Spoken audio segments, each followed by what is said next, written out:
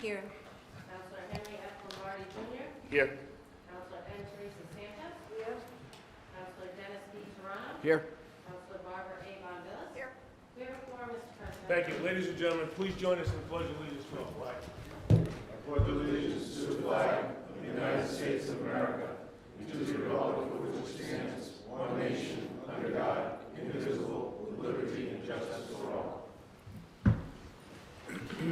Okay, again, thank you for being here with us this morning. It's much appreciated. Prior to starting this session, though, we're gonna break. We have to go into executive session, and we're gonna leave you here. We'll go upstairs. So I think it makes it a lot easier for the majority of the people in the room. Okay. So number one, executive session pursuant to provisions of RIGL. Excuse me, sections 4246(2), 4246(4), and 4246(5)(a), 2, collective bargain, IAFF Fire Department, review, discussion, and/or potential action, and/or vote in executive session, and/or open session. Motion to recess open session and reconvene the executive session. Second. Okay, motion is second. All in favor? Aye. Okay, thank you. Pam? Okay, we'll be upstairs. We'll be back. We don't need to do it. No, you're gonna get a handout.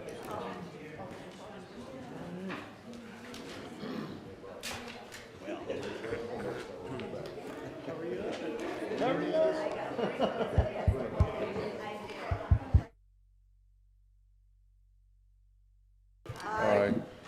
Motion to seal the executive session minutes. Second. All in favor? Aye. Okay.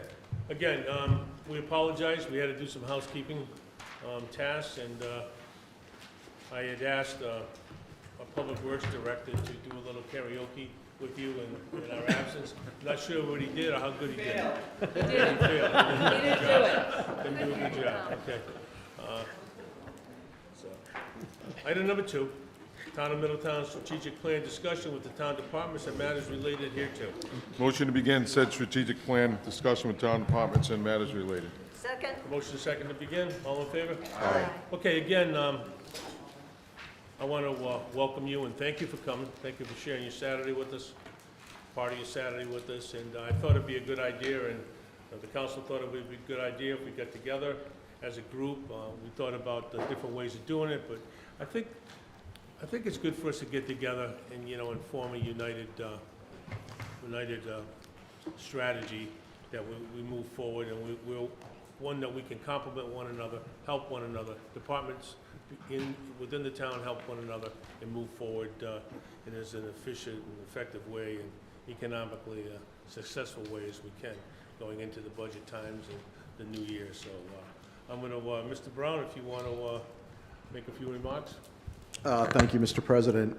So what we had discussed, the council president, myself, and the council, was establishing a meeting like this, a strategic planning session, for the staff to be available to discuss with the council where we want to head in the next 3 years.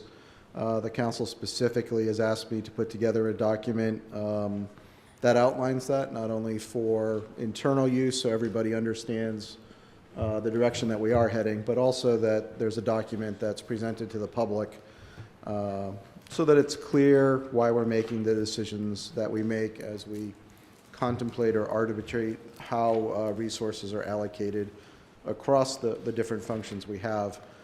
As I sit here today, we have a significant amount of information that's been collected over the past months. I'll talk a little bit about that. Just as a starting point, we'll have the discussion today, and I think I myself will have a couple public workshops with the department heads to gather some more public input for people that can't get online to provide information, but then pull up together a final report for the council to consider and adopt. Just to quickly review things that have happened over the past year to get us to where we are.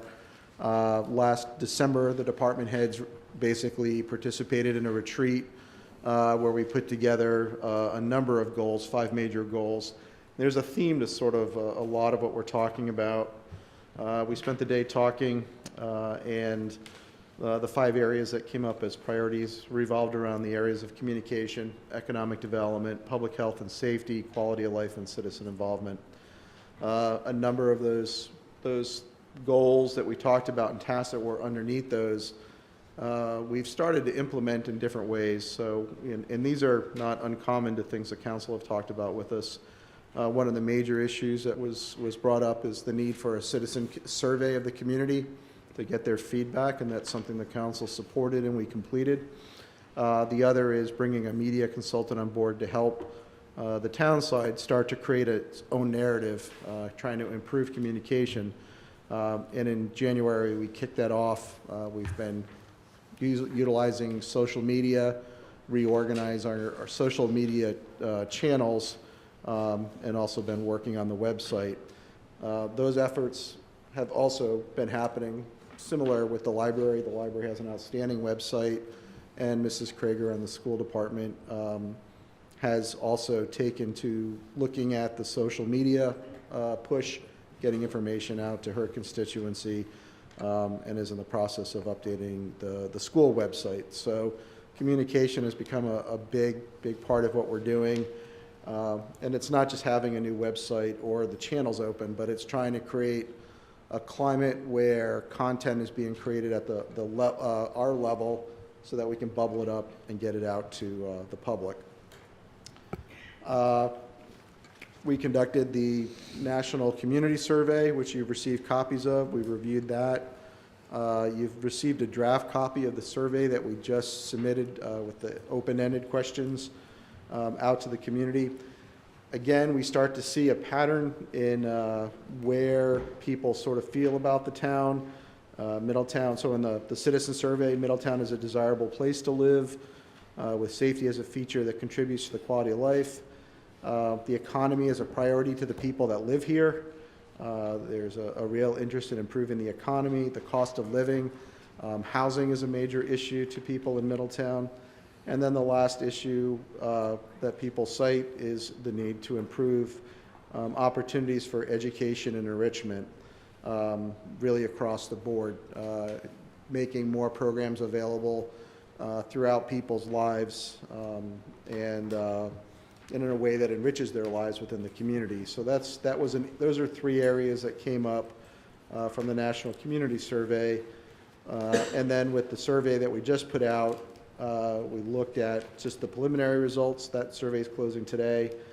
The major areas that are popping up are safety, the natural environment, which includes air quality, drinking water, open space, scenic vistas in the parks, people concerned about the economy, and again, back to that idea of education and enrichment with the same theme, looking for more opportunities for enrichment opportunities, literally from pre-K all the way to, our adult lives. So those are the recurring things that we see, and I think pretty much with the longevity we have on the council and the staff, I think these are all issues that we're familiar with. A couple of documents that I gave out to the council this week that are also there. The school department has completed their strategic plan, so there's already a plan in place at the school department. So as things come up today, Rosemarie may want to comment on those. The library has completed a strategic plan for that department, and Teresa can comment on those. We do have the comp plan, which is a component of what we're trying to do. It's a big part of the planning and land use initiatives. That's gone through a public process, and we're in more or less an implementation phase still for the comp plan with an update somewhere out in the future. And then the departments document you don't have that don't include those. They've started working with me and putting together basically a strategic planning template to try to bubble up and formalize goals from a department level, what the tasks are to accomplish that goal, and key performance indicators to keep them on track and make sure we're doing it. So that's what we've been doing on this side. I think today is about, a discussion with the council, listening to you, having a conversation about what goals are at the top of your list. Tom's volunteered to write them down on the scratchy board. But for this to be an interactive process, similar to what we've done in the past Saturday meetings, in trying to highlight those major items that you'd like us to focus on. Thank you, Mr. Brown. Well, one of the things that, I'm going to open it up to my fellow councilors, one of the things that I know that we're doing in conjunction with the school now, our superintendent and the school committee, is to look at how we can complement one another with the town's departments and with the school's departments. How we can work more closely together and perhaps save money by doing so. And one of the things that I'd ask all of you to think about, and you probably do now, but if you don't, I'd like you to consider and think about, is the way that you can reach out to other departments within the town government and ask for assistance within that can help you and complement you, and perhaps even complement them in their departments, and not only running their departments, but making sure that they run as efficiently and effectively as possible. So I think it's important for us to start, I know we do it, but to concentrate on how we're going to complement one another, how we're going to work together to help one another, to complement one another. So having said that, I'm going to open it up to any fellow councilors that have any questions. Councilor Flynn, you want to start? No, I'm here to really listen at this point. Really? And I can write that down. Would you You were here please? strictly to listen. No, I did not say strictly, did I? Okay, all That right. is the goal. I just want to know if I can etch that in stone. All right. Is anybody like to start? I do. Okay, Councilor Toronto. Good morning, everybody. Thank you for being here. It's Saturday. I live for my Saturdays, so the sooner we get this over with, I'll be okay. But, you know, thank you for taking the time. I know everyone's busy. I see everyone working all week, and, you know, take a Saturday, I really appreciate it. I've looked forward to this meeting because I've asked to go to department meetings, and I was told I can't go to department meetings because I might tell somebody to do something, and I said, well, that's kind of crazy. So I've been thinking about what I wanted to say today, and I don't know if you folks know what I do for a living, but what I do is I'm a salesman, marketing, and I work in the logistics business. I work with wholesale distributors and manufacturers, and I go into businesses and I look at their operations, and I do, I go through customer service, I go through inventory, I go through accounting, I go through these processes, $5 million companies, billion-dollar companies, okay? And we're looking for efficiencies and how they can be better and how they can drive money to the bottom line. So when I got here, I said, what can I bring as a town council person? Business, right? Because that's what I do. So it's not easy to be a town council person, I can tell you that right now. I'm not here, I don't do your job, so I can't say what you should do or what you shouldn't do, but what I can do is look at a process, and I can look at morale, and do you work as a team? I guess I'm a little disappointed. I didn't see it here. Between schools and departments, and everyone's not rowing in the same direction. So I think this is a great meeting.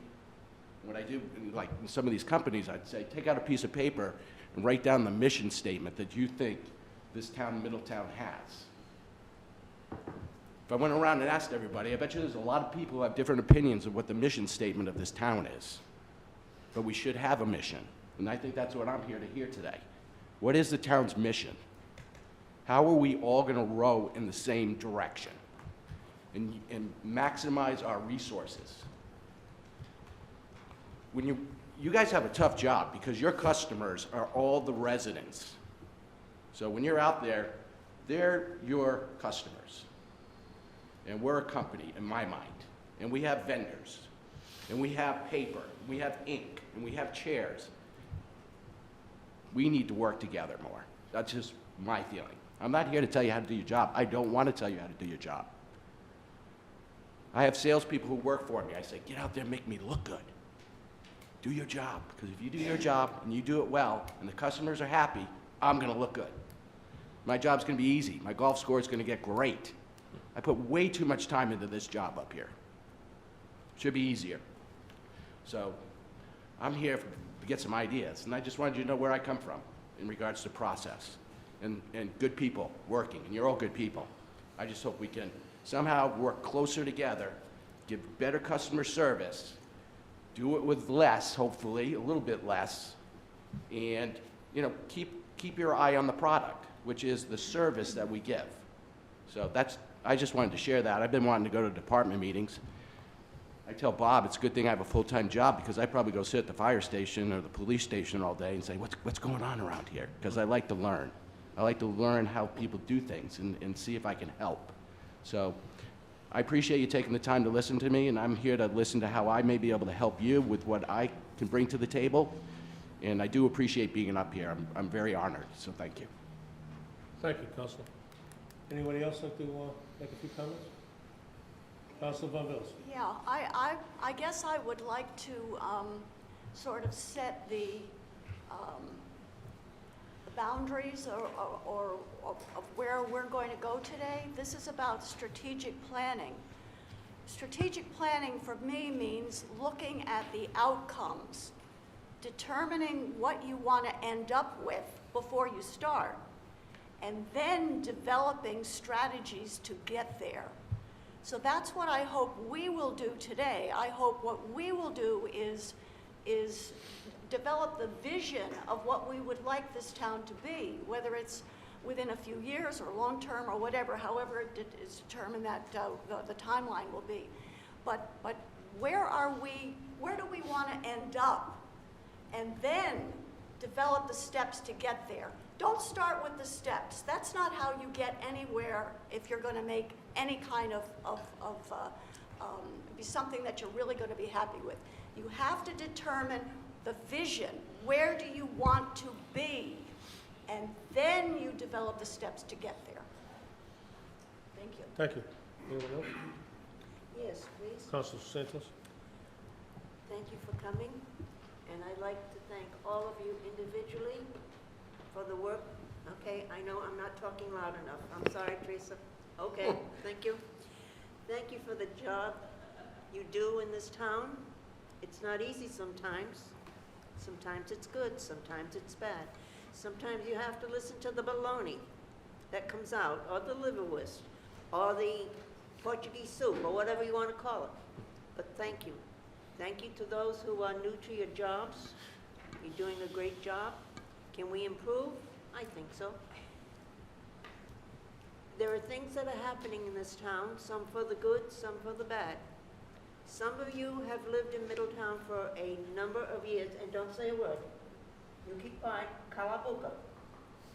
Some of you have recently moved into Middletown. Some of you were born here, maybe, and maybe not. But I want to thank all of you for taking the time to get appointed to your job, get elected to your job, whatever. It's not easy. It's not easy working for a town or city or whatever. It's hard work. I've been in both positions. I've been in the finance department. I've been here. It's not easy. You have to listen to everybody, be polite to everybody. That's all I've got to say, and thank you again. Thank you. Yeah, so, again, Saturdays, thank everybody for coming. When I see meetings like this and they're scheduled like this, probably a few things go through my mind. First and foremost is words like, a lot of intangible words, you know, words like commitment, dedication, professionalism, respect, good attitude, teamwork. And those are all intangibles. I know when I go to hire somebody, and I hire a lot of people on a monthly basis, that I look for those intangibles. They might, even if they're not the most knowledgeable person in the position I'm looking for them, if they have intangibles, I'd rather have somebody that has those intangibles versus somebody that doesn't have all the intangibles that I spoke to about, and but has a lot of knowledge but doesn't have a great attitude, that doesn't have the professionalism that we're looking for, that's not good with not a good team player. So I think about that a lot, and how we accomplish those things together. I think each and every one of us has to have those intangibles in public service. Now, we might not be good at all of them, and that's okay, but we have to have the intangibles to be able to provide the services that are required to move a community forward. And we're always asked, and the reason here is because what are the goals we want to accomplish? How we want to move this community forward, and Dennis spoke to it a little bit with what he does, and Barbara spoke to, you know, the strategic plan itself and how that should work, coming up with a plan and then the steps. But one of the things I really, really, really want to work on is the teamwork end of it. You know, Dennis said rowing. I'm not a rower. I'm a farmer. I'd rather make sure we're pulling the rope all in the same direction. And that's not easy to do. It's not easy to do when you have a lot of personalities, and it's okay. We can figure out, we might think different ways to get there, and that's fine. That's healthy, right? A good diversity of opinions is healthy. But at the end of the day, we need to be going in the same direction. And to me, that's what this is all about. I think a lot of times, including us, hey, listen, we're people. When we get elected, we're people. We're trying to do the best for the town. People may have different visions and stuff, but collectively, we've got to go in the down the same road. If we're not traveling that same path, man, it's easy to go off in tangents. This person wants to see this. This council wants to see that. The administration wants to do this. That's not good to a certain extent. So for me, today is about setting a plan on what we want to see and then how we're going to get there. Just exactly what Barbara said. But we've got to have those intangibles to be able to get there. And I just always want you to keep that in the back of your mind, that those things, as simple as those words may be, look at some of the meaning of those words. Probably three words that stick out the most.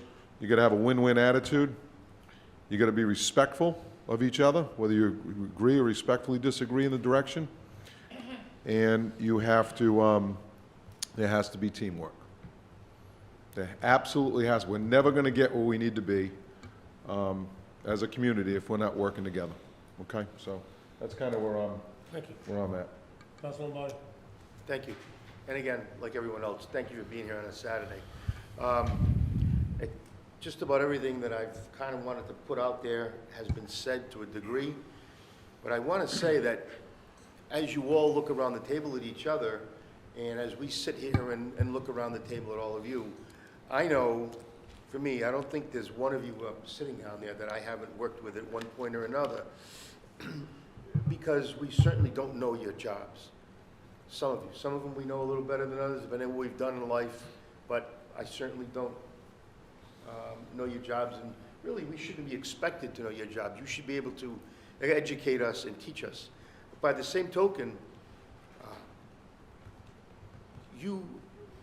we should be giving you the tools to do your jobs. You should be able to do that, because that's what we're supposed to do. And I believe that as a council, we only look good if you do your jobs and you do them well. And we're responsible for making sure that you have the tools to do that. When we talk about efficiencies, efficiency is one thing. Working together is one thing. Collaborating within departments is one thing. But at the end of the day, it may not always save money. It may end up costing us more at the end of the day to do those things and do them well. Because the people of this town expect a certain level of service, and we and you are expected to deliver those services. And we have to give you the tools to be able to do that. And it doesn't always mean cutting and asking you to do more with less, because at the end of the day, when you do that, something suffers. Some services don't happen. So we need to be able to do our jobs, and we have to give you more than we should be able to do that. And I think at the end of it, when we look at goals, you always look at your goal and you work your way backwards. This is what Barbara was trying to say. You know, you have the goal, but you need to be able to figure out how to get there and set the tone, I would think is the best way to put it. So I think at the end, when we're all said and done today, I think that's what we want to come away with, is how do we do our jobs better? How do we as a council give you what you need and what it's going to take to do that? That's our job when we look at everything at the end of the day in the big picture. And I got to throw out a compliment. I was out to dinner last night, and I ran into 2 teachers from the Gaudet Middle School. And I know Superintendent Krager and Chief Cure and Captain, and we've got members of the school committee here. What happened at the Gaudet School the other day, the one tone, the one thing that I heard last night from them was they felt safe. They felt like the system worked, that all the training and everything that they've been through and the efforts for the school department and from the police department came together yesterday and worked. And they used that term twice to me. We felt safe, and the kids were calm, and everything happened the way it should happen. And so I want to throw that compliment out here in public to you today. I want to thank you for what you do. I work in a school environment where we're dealing with the same things. I know how important that is, and I just want to say kudos to all of you for a job well done yesterday. Good, thank you. Councilor Flynn, any comment right now? I'm going to spare everyone and say I agree with everything that my fellow councilors have said, so let's get rolling. Okay. Before we start, just a couple of things I want everybody to think about. And I'm sure sometime during your career as department heads, you say to yourself, you know, if I was a town administrator, this is perhaps what I would do. If I were, if I needed help, if you need help now, do you feel that you have the opportunities, your help's available, the assistance available to get what you need to accomplish what you feel that you need to accomplish as department heads? Do you self-critique yourself? I play once a year I have performance appraisals with some of my senior staff at a couple of companies. And what I said to them is that I want you to write me a couple of paragraphs on, if you were the president of the company, what would you do differently? And be honest. Tell me what you would do differently. And I think that's good once in a while to a little role reversal. Sit in somebody else's seat. Mr. Brown does not have an easy seat to sit in, nor do some of you in the seats that you sit in. Some of you have it pretty easy. Mr. O'Loughlin.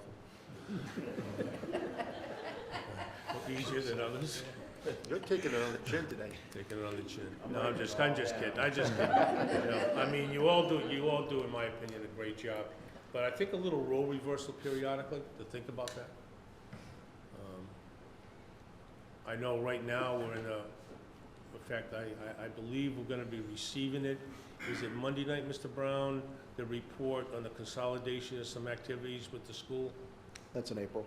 Oh, that's in April, we're gonna be receiving that report? You've received it and scheduled the meeting for April. Okay, we're gonna have the person that did the report come down, so we'll have the opportunity to talk to them. But it's good to have somebody from the outside periodically take a look at how we do our job. Because sometimes what has been working well is okay. It's not great. It could be done better. It could be more efficient, and perhaps it can save money. You know, we talk about money all the time, and unfortunately, it's an important thing because, you know, revenue, we run the town on revenue. We think about different ways to generate revenue. We talk at length and on a continual basis and during the week on how do we as a town come up with more revenue without putting the burden on our taxpayer. And I think that's what the important thing is. How do we do this? How do we accomplish more with less? And I think as department heads, that ought to be, and I'm sure it is with most of you, that ought to be one of the top things on your agenda. How do we do that? And I think periodically we have to be honest with ourselves. We have to be honest with our fellow department heads and say, hey, how can I do my job better? How should I do my job better? And what do I need to do my job better? I mean, there's probably a lot of you that sit out there that are thinking right now, you know, if I had the opportunity for this, or if I had this, I could do more. And those are the things we want to hear too. But, you know, our vision is to have, you know, a great town, like I believe we have now, that offers a quality lifestyle, like I believe we have now, and to maintain it, sustainability of it, how to keep it going and adjust it accordingly to and here we go through again, we're going through some trying economic times. Look at the stock market, you know, this last week. We're back to the 08 scare again, stock market crash. But how it returns or how it bounces back from this, the coronavirus, how do we act as a team dealing with the potentials of having a coronavirus issue? Sure, Mr. Brown and I have talked about that. You know, how are we gonna plan for that if something happens? And this is something I'm sure he's gonna have you all in, or if he hasn't already, spoken to you about it. But we've talked about it at length. What's gonna happen? How are we gonna deal with it with our schools? How are we gonna deal with it with our departments, with our labor? How are we gonna deal with it about still provide the quality of service? And we are a service organization. We are. Running this town, you're a service organization. Every single one of us is an intricate part of that.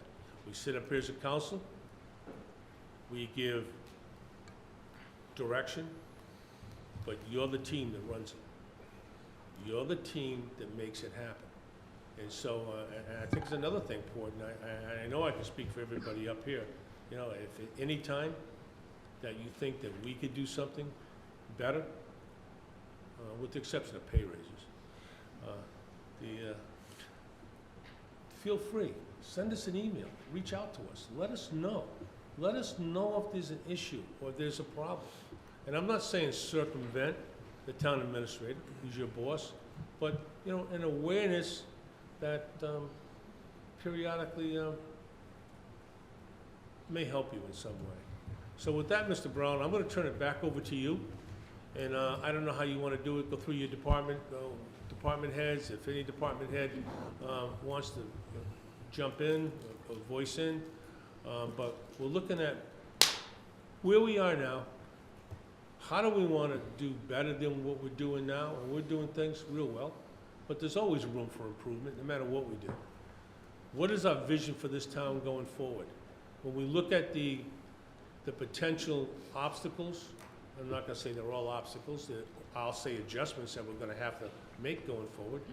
We have a declining population, and we have a population that's getting older. So we have to think about that. And we've been talking about that for years. We've been adjusting to it accordingly for years, but we have to continue to do that. We have to say to ourselves, how can we maintain affordability? How can we maintain equality and at the same time recognize the changes that are happening that we have virtually little or no control over? Because a declining population, do we have some control? Maybe with economic development, but I think we're very strong with our economic development. I just think there's not that much out there that we can take advantage of. I think our committees do a great job with helping us and giving us direction in those ways. They work hard. We have a comprehensive plan, and we say to ourselves, our comprehensive plan. Are we in line with our comprehensive plan? Are we not in line with our comprehensive plan? Do we need to adjust our comprehensive plan? There need to be changes made to it. All our vision for Middletown's future.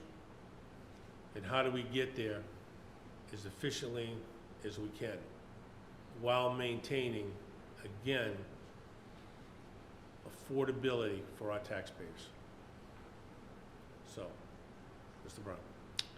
I think what I'll do, I have a small list, I think, of some of the major issues that are on my radar that would show up in the plan.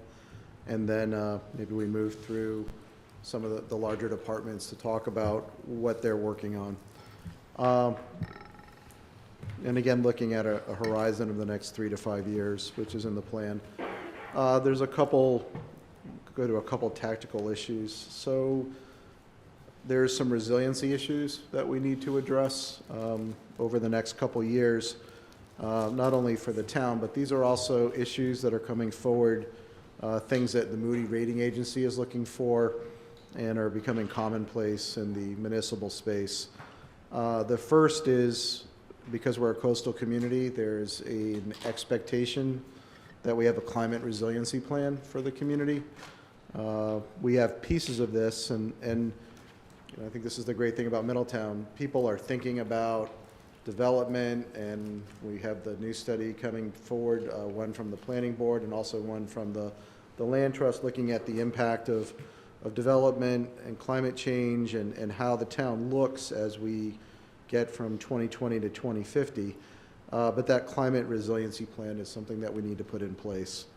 The second plan along this, again, something that not only the town needs, but is also being looked for by external agencies, including Moody's, is a cyber resiliency plan. That's something that Matt and I have been working on, but we will need to implement a plan to put us on a platform or with infrastructure that will allow our technology to continue and be resilient to the bad actors that are out there, which are having a very negative impact on communities to provide services. So those are two big initiatives. When we look at the surveys, the economy is a huge issue. We need to come up with a plan for jobs within the area. I think we have a reliance on retail within Middletown, and that's going to change with the change that's happening in the space where items are manufactured and sold. Basically, this third digital revolution that's happening with micro manufacturing and fab labs and all of that. That seems to be the direction that we're headed, and fulfillment centers. That's going to change the profile of the businesses that we have along the main roads. It's also going to change the type of opportunities that are available for young people to work. So that is an area that we should be looking at, and I think that's part of the stress that we're seeing in the community, whether that's how space is. It's an interesting problem because it changes how we look at how space is used within our commercial districts, what we allow to be there, what we prohibit from being there. So a jobs plan or some sort of transition plan is necessary. The second thing in this space, which is something the council is working on, is housing. There's a focus somewhat more on senior affordable housing right now, but in general, affordable housing for people that want to live in Middletown. And again, a challenge here is, it goes back to planning. One of the ways that we deal with housing is allowing more housing to be built. So there's a balance there, and I think that's a discussion that's going to continue to happen, one that's going to have people wanting to preserve what we have versus what if we want to drive down that cost of housing, getting the number of units in place for that to happen. So housing is a major issue, not only for Middletown, but across the entire state and across the country. So it would be better to have a better plan. Again, everybody moving in the right direction. We should be looking at policies. Do they create housing opportunities, or are they taking housing out of the housing stock? We should be looking at it that way. The third rail to the economy, and this goes back to the new economy that we'll see, is broadband. We have bits and pieces. We really would benefit from having enough resources to have that final conversation and make a difference on the island. And it is sort of an island-wide problem. Matt and others have done a really great job in pulling pieces together.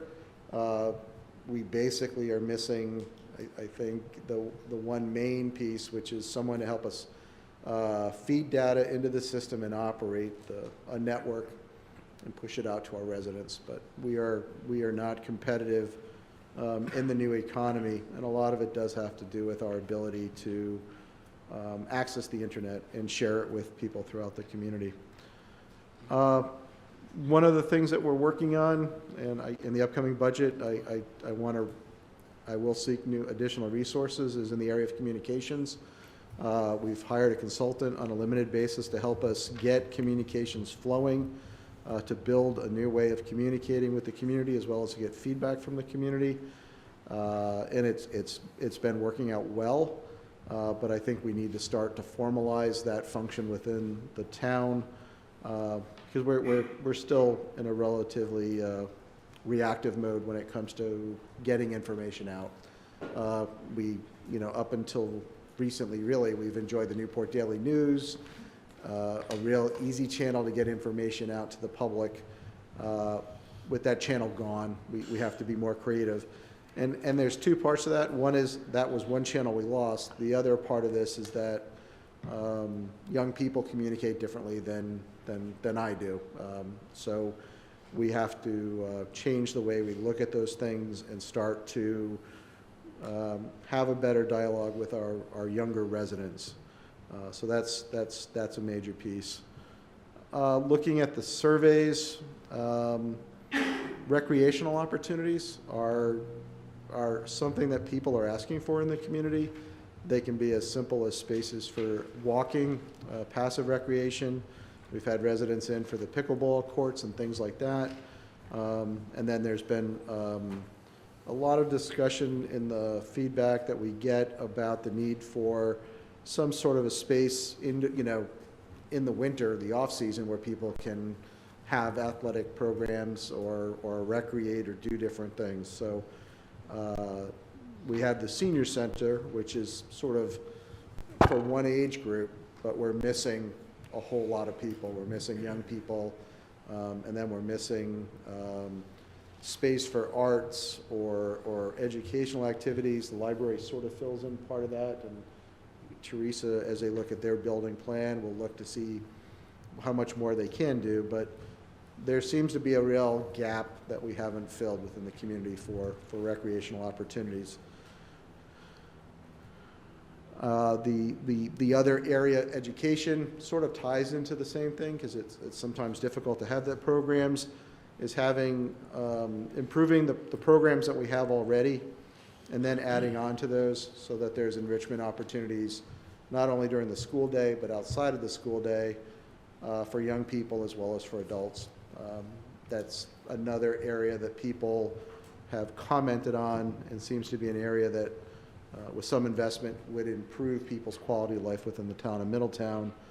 And in that particular case, I think would help on the economy piece, because the better educated we are, the more likely it is a potential employer or a current employer would either move here or stay here, knowing that they can get people to work for their business. The last area, an area of concern, is water quality. And I know this has been an ongoing issue. We're working with a nonprofit group right now, the Southern New England, what is it called, Tom? SNAP. SNAP. Southern New England. Environmental. So we have found partners and continue to work with partners. We know we continue to have issues with water. We had issues down at the beach this past year with Third Beach closing down, as well as closures at Surfer's End, at Second Beach. But the bottom line is that even with the work we're doing, it's not enough to catch up. So we're on an island. Our drinking water is all surface runoff, whether for the most part, and if it's not caught in a reservoir or something, it's closing down our beaches. So we still have quite a bit of work to do there. So those are the major items that are on my list that will make its way into the plan. And I think, again, those are things that we've talked about, but those are the primary ones. So. Do we have any department heads that like to volunteer to go next, or should we just choose? Chief Cure is just Okay, good. chomping at the bit. He's got like a 40-page PowerPoint. I noticed over him here. elbowing you a few times. Yeah. Go ahead, Chief.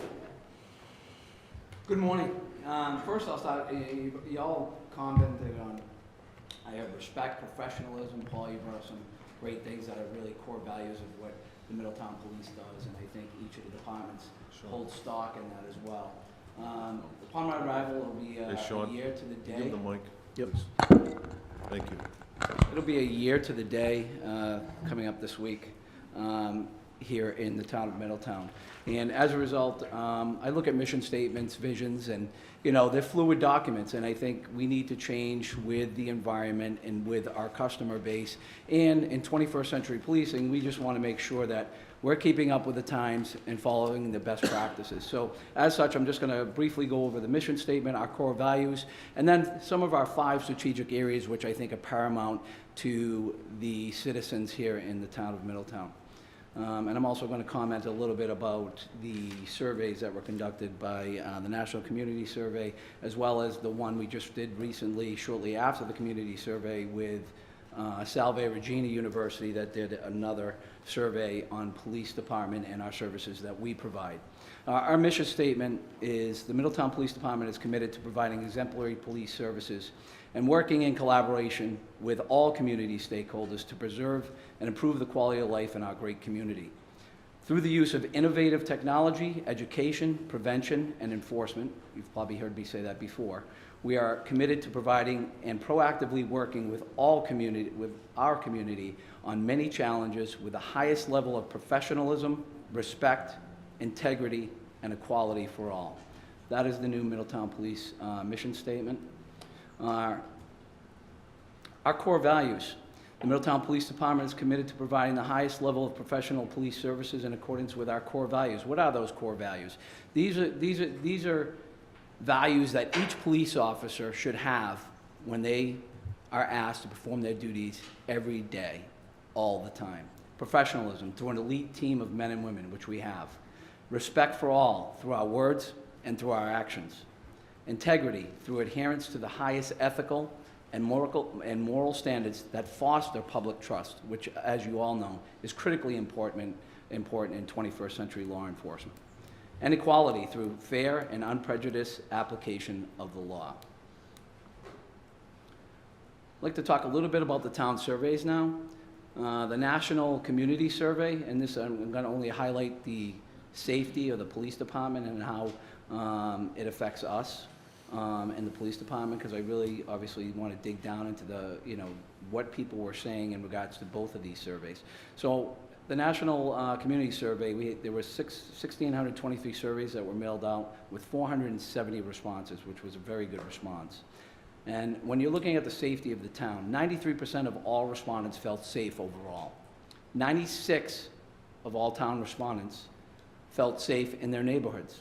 93% of all respondents felt safe in the downtown or commercial areas. 85% of the assessments on crime prevention, it was 85%, were exceptional and higher than the national benchmark. That makes me feel good. That tells me that the programs that we have in place and that we continue to enhance, and we are doing that, are working. I think surveys overall and listening and outreach is critically important, right? Because it validates kind of what you're doing, and are you really being successful in your mission and the administration and administering police services with the town. This kind of validates that we are. And just because we have a survey, you don't stop there, and you don't stop your interaction with people, because things change, problems change.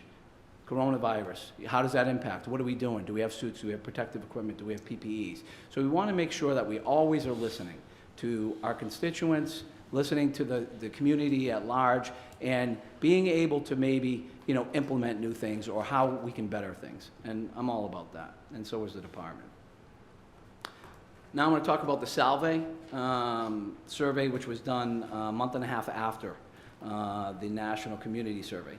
We had 2,000 surveys that were mailed out to community members, 640 respondents. Very pleased with the response, 32% response rate. Middletown Police Department did not fall below 94% in any one categories.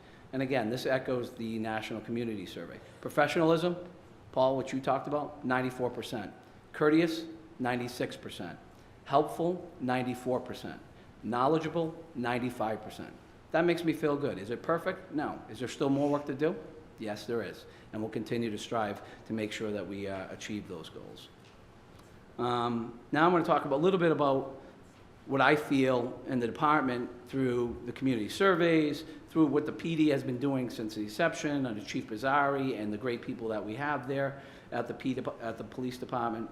The 5 core strategic areas that I look at that I think are going to benefit the quality of life within this town is traffic safety and crash reduction. That goes without saying. Enhance community engagement, number 2.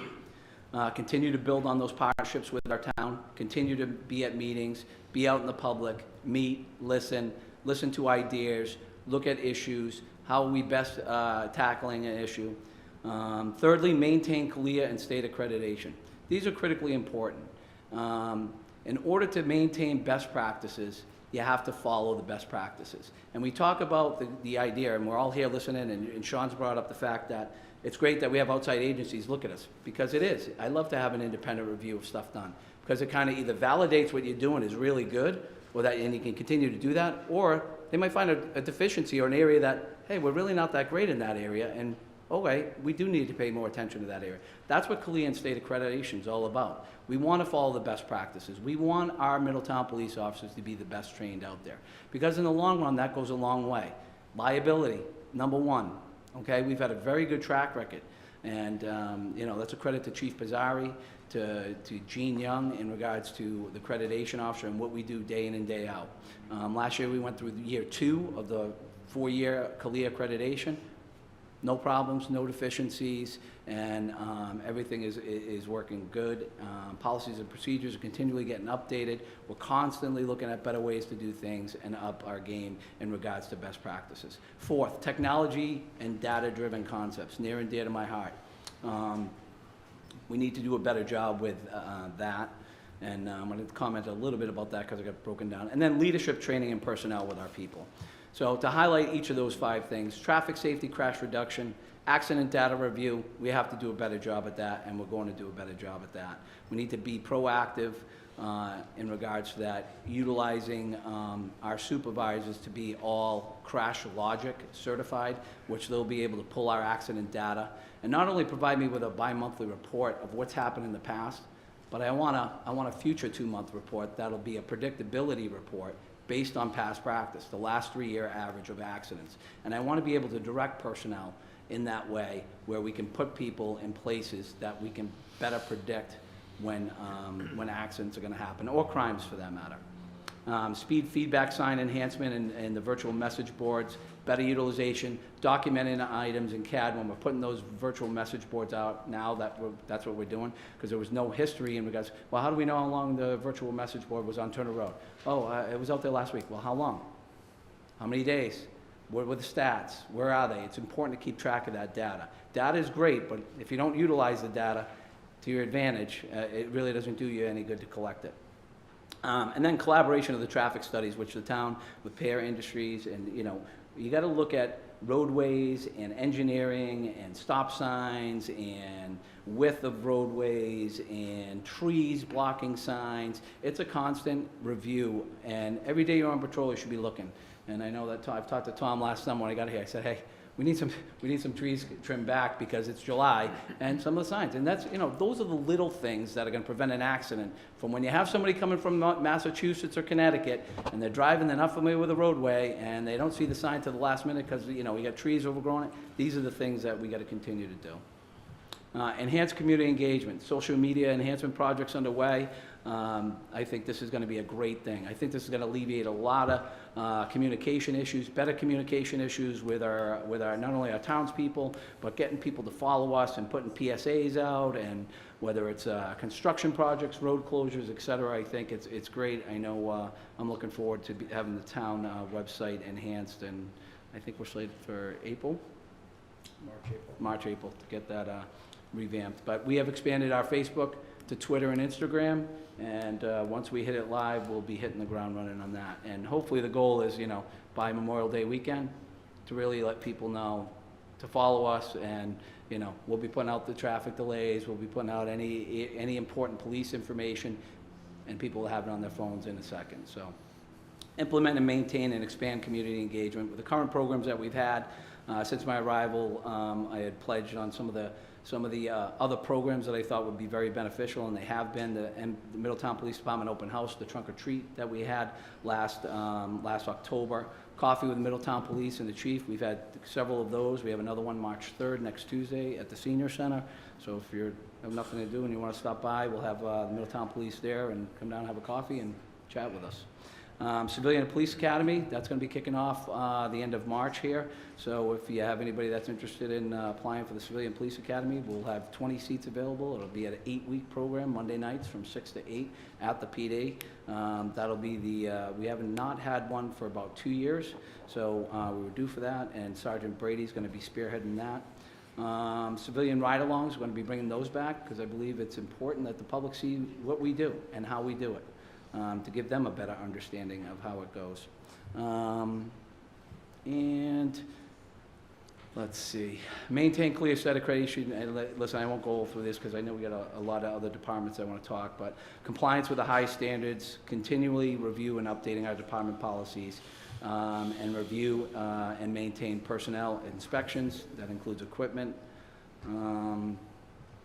Technology, data-driven concepts, I'll just give you some highlights. We have to pick up our analytical game here in the state of Rhode Island and with the current CAD system, which is IMC. Our current CAD system right now is 25 years old. I have been recently appointed to the Board of Directors for the new CAD RMS system for the state with several other chiefs, and we are looking at other CAD RMS systems that are going to be better on the interoperability of sharing information between our local police departments. And in addition, having analytical capabilities. Then as you're talking about efficiency with your businesses and what you do, we collect all these data, we collect all these stats, we'll give you a nice big report at the end, but are we really using that data to really be proactive and efficient on the operations end? We can do a better job on that, and that's what the mission and the charge of this board is. So more to follow on that, and then just getting more personnel trained on analytical training. That we are hosting analytical capabilities. We've teamed up with IACP and Roger Williams University. We have 40 seats already for March 11th and 12th that have already been filled, 3 of which will be filled by Middletown police officers in picking up our analytical game. And then lastly, just the leadership training and personnel. Continue to develop and grow our people so that they, you know, the ultimate compliment of a supervisor is, you know, grooming your people till what? They don't need you anymore. So, you know, that'll never stop. We want to continue to grow our people, provide them with the best training, hire the best recruits, and have a professional development for them to carry on future generations within the police department. And I will stop there. So, unless I have any Chief, questions. if you had a wish list, what's the top 1 or 2 things on your wish list? To make Well, that's your a job really easier, open-ended question. better? Oh, well, it just, you know, first of all, I will tell you that I think from my standpoint, you know, I think it comes down, I think the police department, I mean, it's all about the equipment. And I think the town's been very responsive into the equipment. You know, safety is my game. I care about every person in this town, and safety is paramount to me. And the other thing is just making sure that the officers are safe and can handle any situation that they go to. So recently, and this came prior to the CIP that we put in for those level 4 vests, critically important. And that goes a long way with the guys too. And you know, when you have the police officers and you give them equipment to go into, heaven forbid, some active shooter, they know they're gonna have that extra level of equipment with them, with the helmets and the vests. That's critically important because, you know, we can't live in a society that we don't think something's gonna happen. But we need to be prepared. We can't ever say, oh, it'll never happen here. There's a lot of communities that have said that. I'm not saying the sky has fallen, but we need to be prepared, balancing the resources, balancing the economics. But I can tell you, you know, Council President, that I've been very impressed with the council's, you know, anything that we've requested that we need. And I will never bring something to you that's going to be a nice to have. It's either going to be a need, needs and wants. It has to be a need. And if it's not a need, I won't be asking you for it. So there's a lot of nice things to have, but there has to be a need for it, and we have to use it, and it has to serve a purpose. Chief, this probably isn't a fair question to ask you, but while you were with the Connecticut State Police, you had an opportunity to see a lot and interact with a lot of smaller local police departments. How would you compare Middletown to the majority of them? Well, I think, well, there's some of the bigger cities in Connecticut and some of the smaller police departments, you know, under 50. I will tell you that as far as resources go for the town of Middletown compared to some of the Connecticut municipalities, I'd put us near the top. I think we do very, very, very well. And there's some other municipalities that really, I can't tell you that every police department has level 4 vests and Kevlar helmets to respond to an active shooter, but I'm certainly glad. I mean, my job as the chief is, and it's your jobs too, is to provide our people with the resources to do the job. If we're gonna ask somebody to do something that other people are gonna run away from, we need to make sure they get the equipment to do the job with. We have that here, and I thank you. And just as kudos to you too, because you brought up Chief Pizzari several times, who, in my opinion, was an outstanding person and a police chief. But your scorecard is pretty high also, Chief. No. You're doing a great job. Thank you, I appreciate that. You really are. Councilman Lombardi? Thank you, Chief. And I think, you know, coming up on a year, you gave us some assurances back then that you were going to be going in a particular direction, and I certainly have seen you moving in that direction, and you haven't stepped off the line. So I appreciate that. From a standpoint that Bob and I probably look at this differently than some, because we've kind of lived the job, and it's changed dramatically over the years. Not the same. The climate in this country towards police and policing is not good, and I know it makes recruiting a challenge, because people don't want the job like they used to want the job before. It's hard to recruit good people nowadays. So I know that's a difficult thing, and besides that, when you recruit, you know, there's the diversity piece of it, and trying to make the department, the demographics of the department, you know, be the face of what our community is. So I know that's a challenge for you, and I know it, you know, we've talked about it. So I want to just say that I think you're doing a good job. And the change in policing for this community, as the community changes, as we get older, as the community gets older, it changes how you police and community policing. But, you know, obviously we would all like to see it maybe move in the other direction, depending on the economy and how, I think, how we set the tone in the direction for the town. And again, that will present a challenge for you. The piece of it with all the great equipment, and gosh, you know, I'm a big believer in that.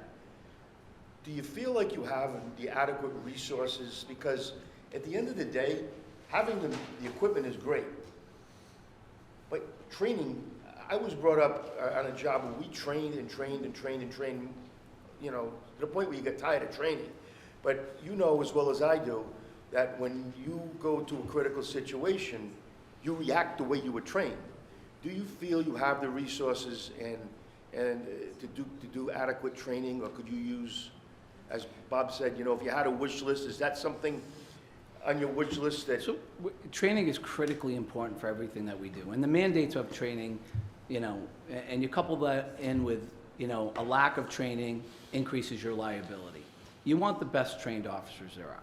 And, you know, I know last year, in last year's budget, more was put into our training budget because we need to make sure that our personnel are the best trained.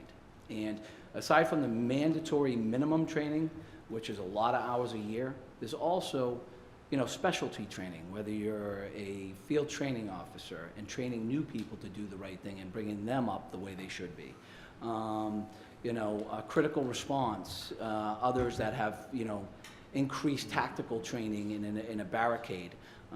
You know, these are areas where we'll slowly look at, but, you know, after we come to the end of this year, you know, I'm going to be looking at the training budget to kind of see where we are, because it's so critically important. And not only on the liability ends, it does. It keeps us, to have the best trained people and have the best policies and continuing to follow best practices, it lowers our liability. Ask the trust. It does. Everybody, you know, and I joke with the guys, if you would tell me, you know, 30 years ago, I was going to be a risk manager. I'd be like, no, I just want to arrest people. I want to go out and help people. But yeah, that's what I look at. And I think we have to look at that because I don't want to see any of our people getting hurt, and I don't want to see any of our citizens getting hurt. And we need to have the best trained people out there. And the last thing, I had a list here, but I know we want to move along. The last thing you mentioned, the CAD system, computer-aided dispatch and the like. As we look at the demographics of the island and the possibility of two things, a regionalized dispatch for police, something that we should maybe look at and talk about. I don't know if that's something that's realistic for the police department. I know there's been a study done for centralized dispatch for police and fire that I think Senator De Palma was looking at a few years ago. Maybe he has data that we could talk about that. But the other piece of it, when you talk about looking at it statewide and how departments talk to each other and share information, one of the glaring problems that we saw also recently was that situation in Westerly where one department didn't talk to the other about a guy who had a gun permit, and they didn't know that he had issues. And I don't want to see that happen. I mean, when you talk about systems talking to each other and the ability of the departments to have a policy where a person applies for a gun permit in Middletown, we should have the ability to know whether or not that individual, before you approve that permit, you know, that something doesn't fall through the cracks like it did there. I mean, I know that's what happened, and I get it, but it's about the system. So I know you're going to be looking at that on a statewide level now. You're part of that. Please, you know, take that into consideration as you guys look at whatever system the departments are going to go over. So, you know. I echo everything you say. I'm passionate about it. We need to do a better job in law enforcement with interoperability, and that's whether car stops, background checks, weapons checks, and anything. So that, believe me, I'll be working on that with the other Rhode Island We'll talk chiefs. about it some more. Yes. But thanks, I appreciate Okay, it. we got time probably for one quick one. Director, Senior Senator, would you like to make some comments before we break for lunch? Okay. Microphone, please. Pass the mic.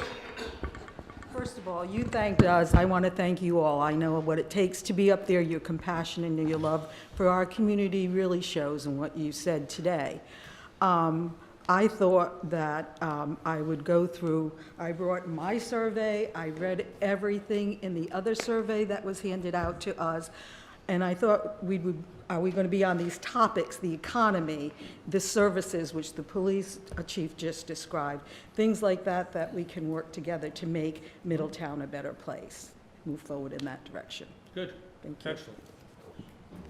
Vice President? So, Chief, I have a question, Chief. A couple questions. As I'm looking through this survey that I have, a lot of responses are talking about more of a presence on the main roads for speeding, especially in the, I mean, all year round, but especially as we see more traffic in the peak seasons. I know at the last council meeting before, you spoke about working with the town of Portsmouth, some of the things that the chief out there, some of the things that they're doing.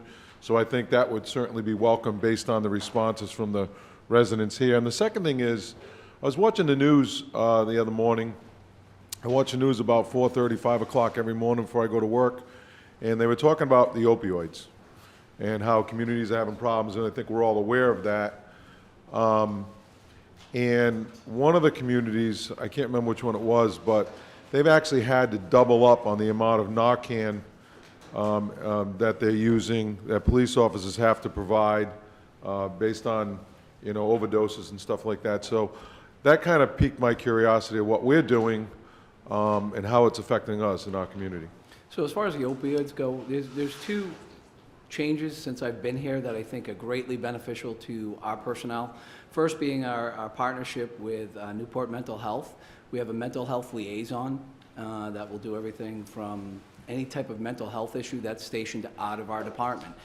Thus far, she started late May last year. She's assisted with over 40 cases and 40 responses with our officers to help those people. In addition, we also teamed up with Rhode Island Department of Health to have signed an MOU with them, and we have a Narcan replacement program. So they pay for all the Narcan. It's a one-for-one swap. So if we utilize a Narcan, they give us one in return.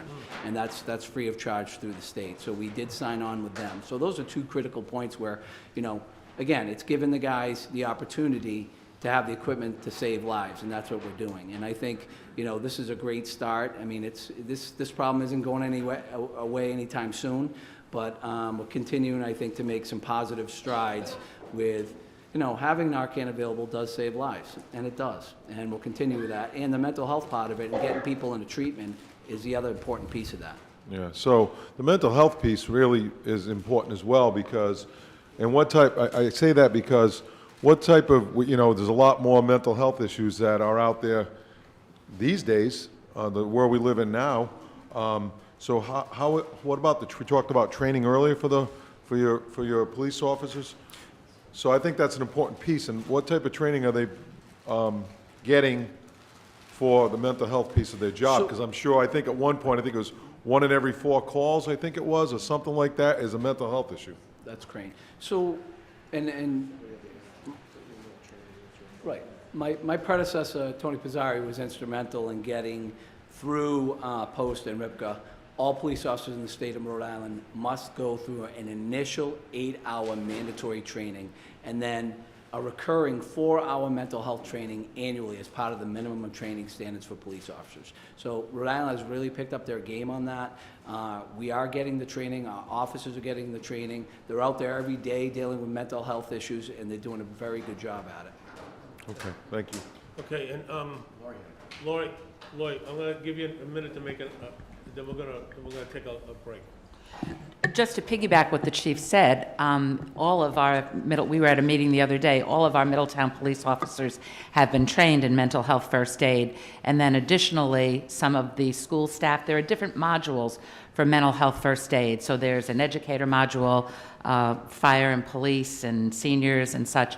Some of the school department staff have been changed, and we brought to the faith community here in Middletown. Some of the faith leaders have been trained in that as well. Thank you. Matt? Yeah, I just wanted to add for all of us to think about during lunch. I think, well, this is supposed to be a strategic planning meeting, correct? Yes. Yeah. And I think there's some great things that are happening in the town with everyone, but I don't think we're having a strategic planning meeting right now, in my humble opinion. The one thing I would like to ask Tom to write up on the board, if it's okay with him, because I know he's got a busy job over there, is the word trust. That would be the #1 word. If we're going to have teamwork, we have to have trust. And I've heard team. I've heard some positives, negatives. But I think if we're going to work together, there has to be a level of trust among all of us, or we're just not going to see that progress that we've been asking for. You know, we've had no budget increases on the town side. I'm not going to get into that. And we've tried to make things work better. And I think we have a staff that's been doing this for a while. And I think sometimes and I'm not saying in general with everybody on the council or everybody here, I just think we have to manage that word trust and think about that and come into a strategic planning session after lunch. Okay, I agree. Okay. Before we, why don't we just take, is 20 minutes enough? 20 minutes enough, huh? 20 minutes enough, right? Okay. Okay, and we can get back quicker than that, okay? A motion to take a recess? Motion to recess. Second? All in favor? Aye. Thanks, Pam.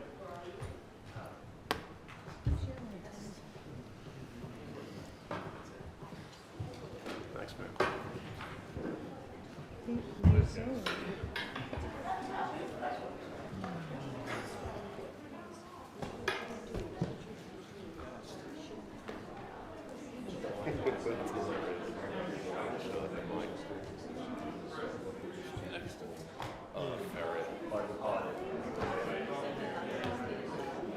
Sean, how are you?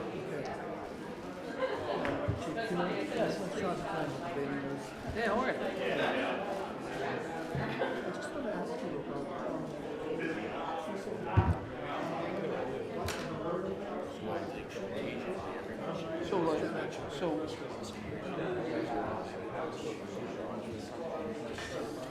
Food or just liquid? Came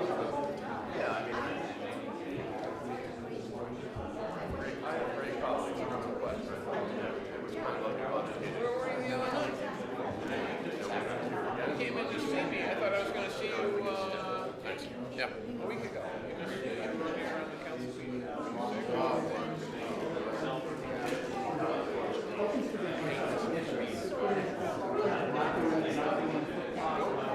It's kind of funny, over in Jamestown, everybody shows, the whole community shows up. All of the meetings. It's the big football. Particularly if there's a hot issue. You hear all the in the background. It's kind of funny. You don't get the same vibe watching it on TV. I'm actually sitting in that bar having dinner. You're a real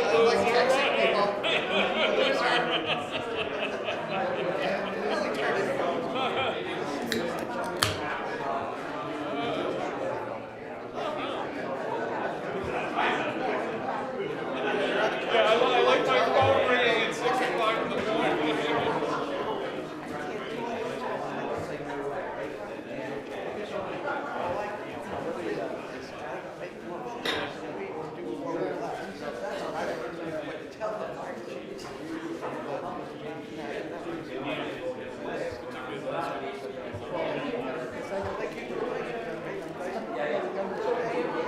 You guys be out of business if I were you. You know, they look at it like, they're on Facebook.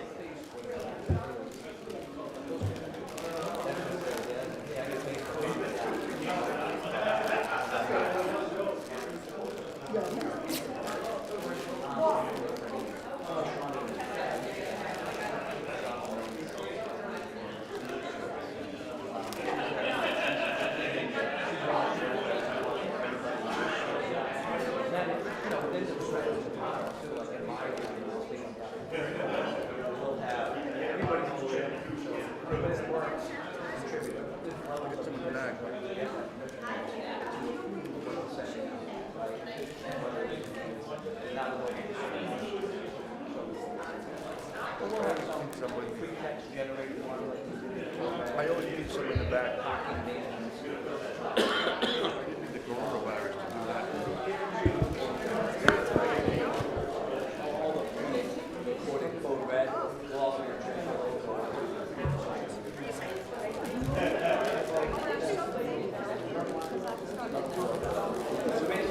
I know it from last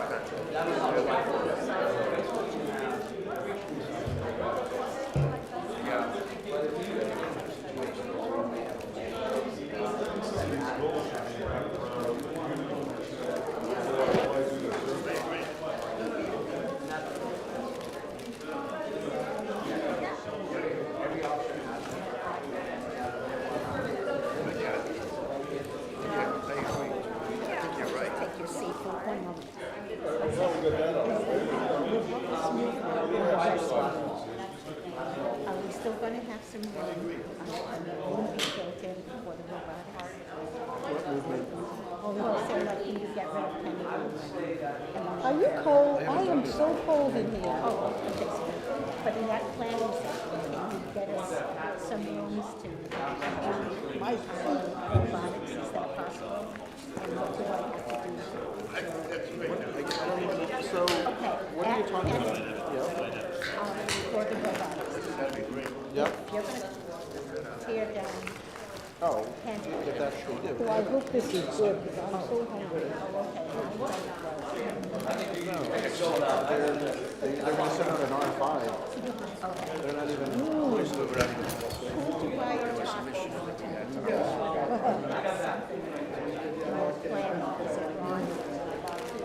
Well, I think it's a no. If it's a no, then there's going to have to be some sort of discussion. Yeah, but the council, they don't even have proposals for them to do anything. It might be something something that would regulate. I mean, you talk tell Ron, and then he can just, but I think we all know. Yeah, right. Yeah. Because we've been talking about it. Okay. I just don't think we're there yet. Yeah. We have a new council, and the economy's either gonna crap out or it's gonna rebound quickly, or. No, they're not gonna, they're gonna change. That's what I feel, I need to do a budget meeting for the. I'll tell you, it's funny, so That's not it. This my is daughter just Don't going you to need college, it? she went to business school, so that makes sense to me. My son is a minor engineer. No, that's And when you look at the metrics of what the people are contributing, you know, it's like we're gonna change, especially when it's supposed to be tied to,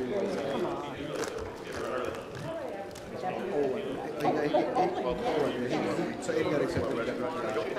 But like one of those major things they list is like participation in the robot. Like that's a major milestone for kids going into production.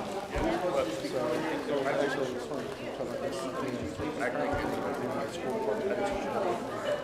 You guys had Matt doing cybersecurity stuff. He gave you heads up and everything. The cybersecurity team disappeared because the administration didn't pick up and find someone to do it. But I think that's just the way he is. Good morning.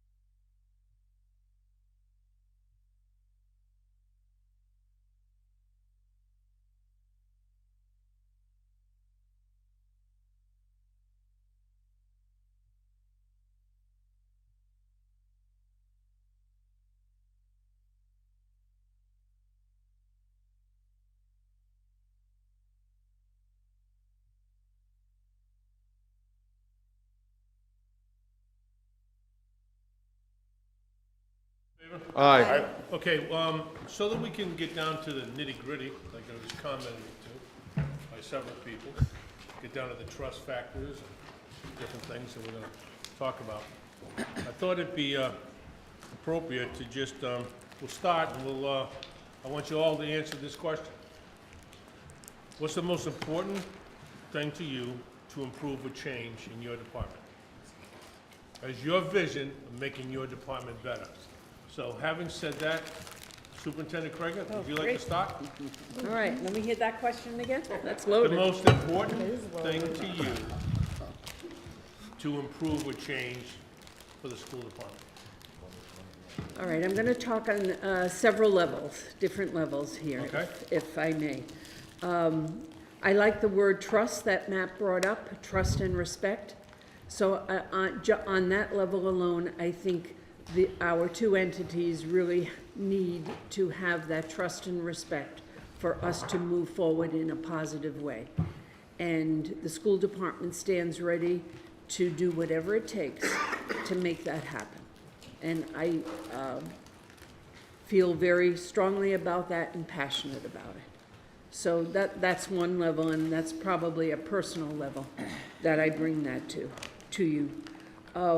What we need is a true understanding of the needs of our school system. You know, you look at test scores, you look at one thing, and you know, we've shown arrows going up and arrows going down. I think what we really need is for all of us to understand the complexities of the students that we are educating in our schools. You know, just the incident we had last week, or this past week, we have students that have a lot of trauma in their lives, and our teachers are dealing, I've been doing these superintendent chats since September, going out to the schools and listening to the teachers, and their concern is the students in their classroom and the needs that they have. The academic needs, yes, but it's the social emotional needs that our students have and how we need more supports for those students. Social workers, guidance counselors, school psychologists, training for them in terms of first aid mental health training that Laurie talked about. So we're dealing with a different student than I taught, than when you were in school. It's very, very complex. The other piece would be in public schools. We've just come off Public School Proud Week, and I probably overdid that too. But I feel, again, very passionate about the work that our teachers do every day in the classroom, so public schools, because as public schools, we need to educate every child, no matter their race, no matter their ability, no matter their, what end of town they live in. So how are we equipped to, how can we equip our teachers to educate all those students?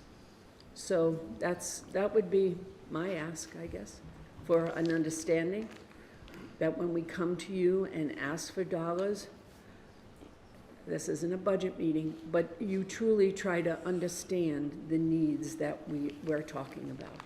You know, peel away those pieces of the test scores. Yeah, we are making progress with the test scores. You know, the 43, the 53, whatever the percent is, but when you look at growth, student growth, we are making progress. The other piece is what can we do for wraparound services for our children? We are beginning to develop a very robust Beyond the Bell program. We have about 80 more students than we had in our first session with this program.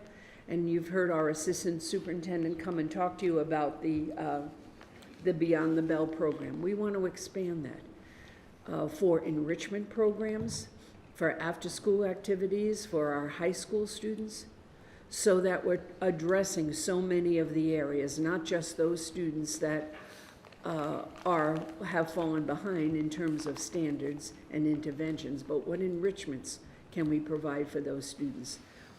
And what other supports to make them successful in the community? We have a CNA program, a partnership, so that our high school students can participate in that, driver's ed, and there's so much more that we can do.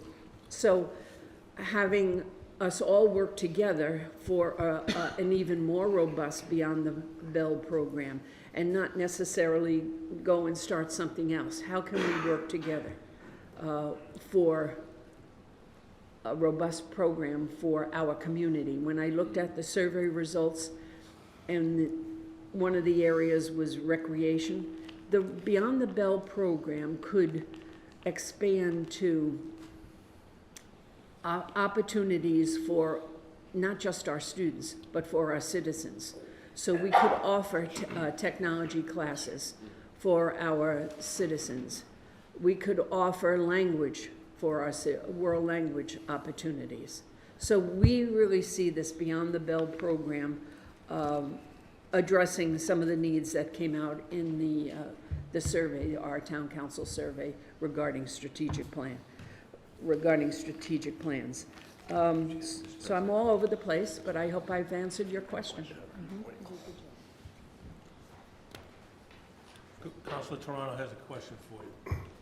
Yeah, I just want to build on something you just said in regards to Beyond the Bell. Yes. I don't know if everyone in the room knows what that program is. Okay.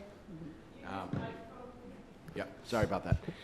I just wanted to expand on Beyond the Bell and what that program is. I didn't know if everyone in the room knows what that program is. So we had a very small program called Beyond the Bell. We've had it for a number of years.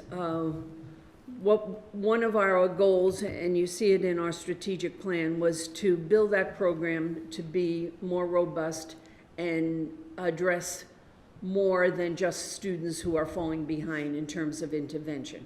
Right now, this is fully supported by grants, and we work with EBCAP, our Middletown Child Opportunity Zones, for the partnerships in terms of the enrichment pieces. So it's a program for school-age children right now, K through 12. And our vision, we'd like to expand it beyond that to students that possibly have graduated, for students that need some other types of skills for our community. And I applaud you for doing that. It is something I'm very interested in, and I think this is something that is a town-wide event or program, because it is across the town. It's for seniors. It should be for seniors. It should be for people who come to our country and want to learn how to speak English, and people who can strengthen our community, and I call it community outreach. And I've actually was going to be putting it on the docket to talk about it, and I'm mirroring this program after what the Lieutenant Governor's doing in the state, that working with education to keep our children moving forward. Because one of the things that has been talked about a lot, and I don't want to get off track here, but we are giving our children a good education. I don't care what these people out there are saying about us putting our head in the sand and not giving a 21st century education. I think we have the tools, and we are giving our kids a good education. We just make it a little bit more robust and help the kids stay on track and be ready to go into the community. Our goal is when they get out of school is to launch them into the community, whether they're going to launch into further education, they're going to launch into a trade school, they're going to launch into fire and police, they're going to go into the military. We have to understand where these children want to be and where they need to be, and groom them so when they get out of high school, they are running. And they're going to stay here, hopefully, or we have things that we can provide to them. So thank you for doing that. And I'm a big fan of that, but I'm also saying that the town steps up and offers, and you all have services that you can provide to the community, help fund this program. Chief can go and offer certain types of training for people who are concerned about things in their neighborhood maybe, or people who can, to town from a senior center. We have seniors who can't get out of their homes when there's a snowstorm or something along those lines. how do we take those services and enable us to help service those people? So that's kind of what I was saying earlier about us all working together and resources. So thank you for doing that. And I think I think you said that the program has doubled in size since you started. It has, and this is only our second session. We're going to have a third session that will start, it will go to the end of the year, actually, June 6th or something like that. But I guess my ask would be, before the town launches what they might want to launch for a program, that you work with us so that we don't have two different groups pulling for resources. Sure. Because I think together, we really would be able to have a state-of-the-art program. Great. It might be better than the model that is upstate that we've all looked at. And would be specific for Middletown and our residents, which is really what we want. You know, sometimes we see models in Massachusetts or, you know, upstate, downstate, whatever, but it's not not necessarily for all of our residents in our community. So, you know, working together, I just ask that we work together to build that program. Give us some time and give us support on that. I'll work with you. Good, good. You want to continue now? Thank you. I mean, I could go on Yes, and on, please but go on. y- You know? I want to give our other department heads an opportunity Okay, to so answer that that's, question. that's your answer to that question? Yeah, yeah. Most wants to improve and, okay. Mr. President, Counselor. I promise I will not go off the rails since this is a strategic planning meeting. And I just had two comments after listening to Chief Kewer. Thank you for going first. I know what that's like. And you mentioned the vests, and these were critical things, and training is critical. So for the department heads, I think it would be very, very helpful when you are submitting your capital improvement plan sheets that you really pay attention to the priority rating. So there's normal, high, and mandated. If there's really something that you have to have that's critical, that you would consider critical in the current year, it would be very helpful if you honestly rated that a 1 so that we would know where to put the resources. We'll trust you if you really think that it's a critical thing, and please be honest, if you don't need it this year, you know, don't give it a 1 rating. But we get a lot of 2s and 3s, and I just don't know how to rank them with what's more important than another. So please be honest. If it is critical, go ahead and give it a 1. And on the strategic plan line, as you're looking at your end game, for instance, Chief, I don't mean to pick on you, but you're the bravest there because you're the police chief, so I think that I can use you as an example. You mentioned outreach, for example, as part of your strategic plan, one of your 5. So if that could be quantified, we want to do 1 public outreach a quarter, a month, whatever it is, a year, and then the tasks to get there. You know, we will put together a calendar. We will, you know, assign someone to be responsible. If we can quantify it and delegate it, that would give, I think, a clearer picture of what we're all trying to do and the direction we're trying to go. Thank you. So just the worksheets that the department heads are working with, there's a goal, there's task that they need to complete to reach the goal, and there's metrics to track whether or not they, you know, to measure getting there or not getting there. So you're not getting all of that today. I guess, again, you know, one of our things is to listen from the council what you want to get done. But those are, in one of the breaks, someone can show you their worksheets, what the department heads are doing. So before I give up my time, I just want to circle back to we're educating a different child than we have in the past. The social emotional needs of our students are greater than they ever have been before. There's so many stressors out there, whether it's high-stake testing, the family life, whatever. We're seeing that we're educating a different child than we have. So we need those, as I said, those wraparound services for those students. So what would your goal be? If you had what is your goal? Your goal is just more money? Or your goal is to do what? The goal would be directing the money in different ways than we have in the past to ensure success for every student. So that has that social emotional component. But there's just so much you can do. We need X number of teachers before 20, 25 students in every class. And then we have all those supplemental types of services that hold the glue together for our students. That guidance counselor, that social worker, that school psychologist, that student assistance support program for students that are experiencing trauma with drugs, whatever in the family. It's amazing. And as I said, I've been around to the schools. I've been doing these chats in every school with all of the teachers, and that's a reoccurring theme that comes up. We have the curriculum piece. We know what we need to teach. We know where we need to get those students to achieve, but it's that social, emotional piece that they're lacking now. Madam Vice Chair, if you want to talk, come up to the mic. Come up to the mic. Another important thing. So they can hear you. I can't reach it. I'll come on. Another important thing I just wanted to add is the English language learners, the ELL programs that are not just on a wish list, but those are mandates. And that's another issue, that's another challenge that we have with the dollars this year of that mandate and our increase in the population.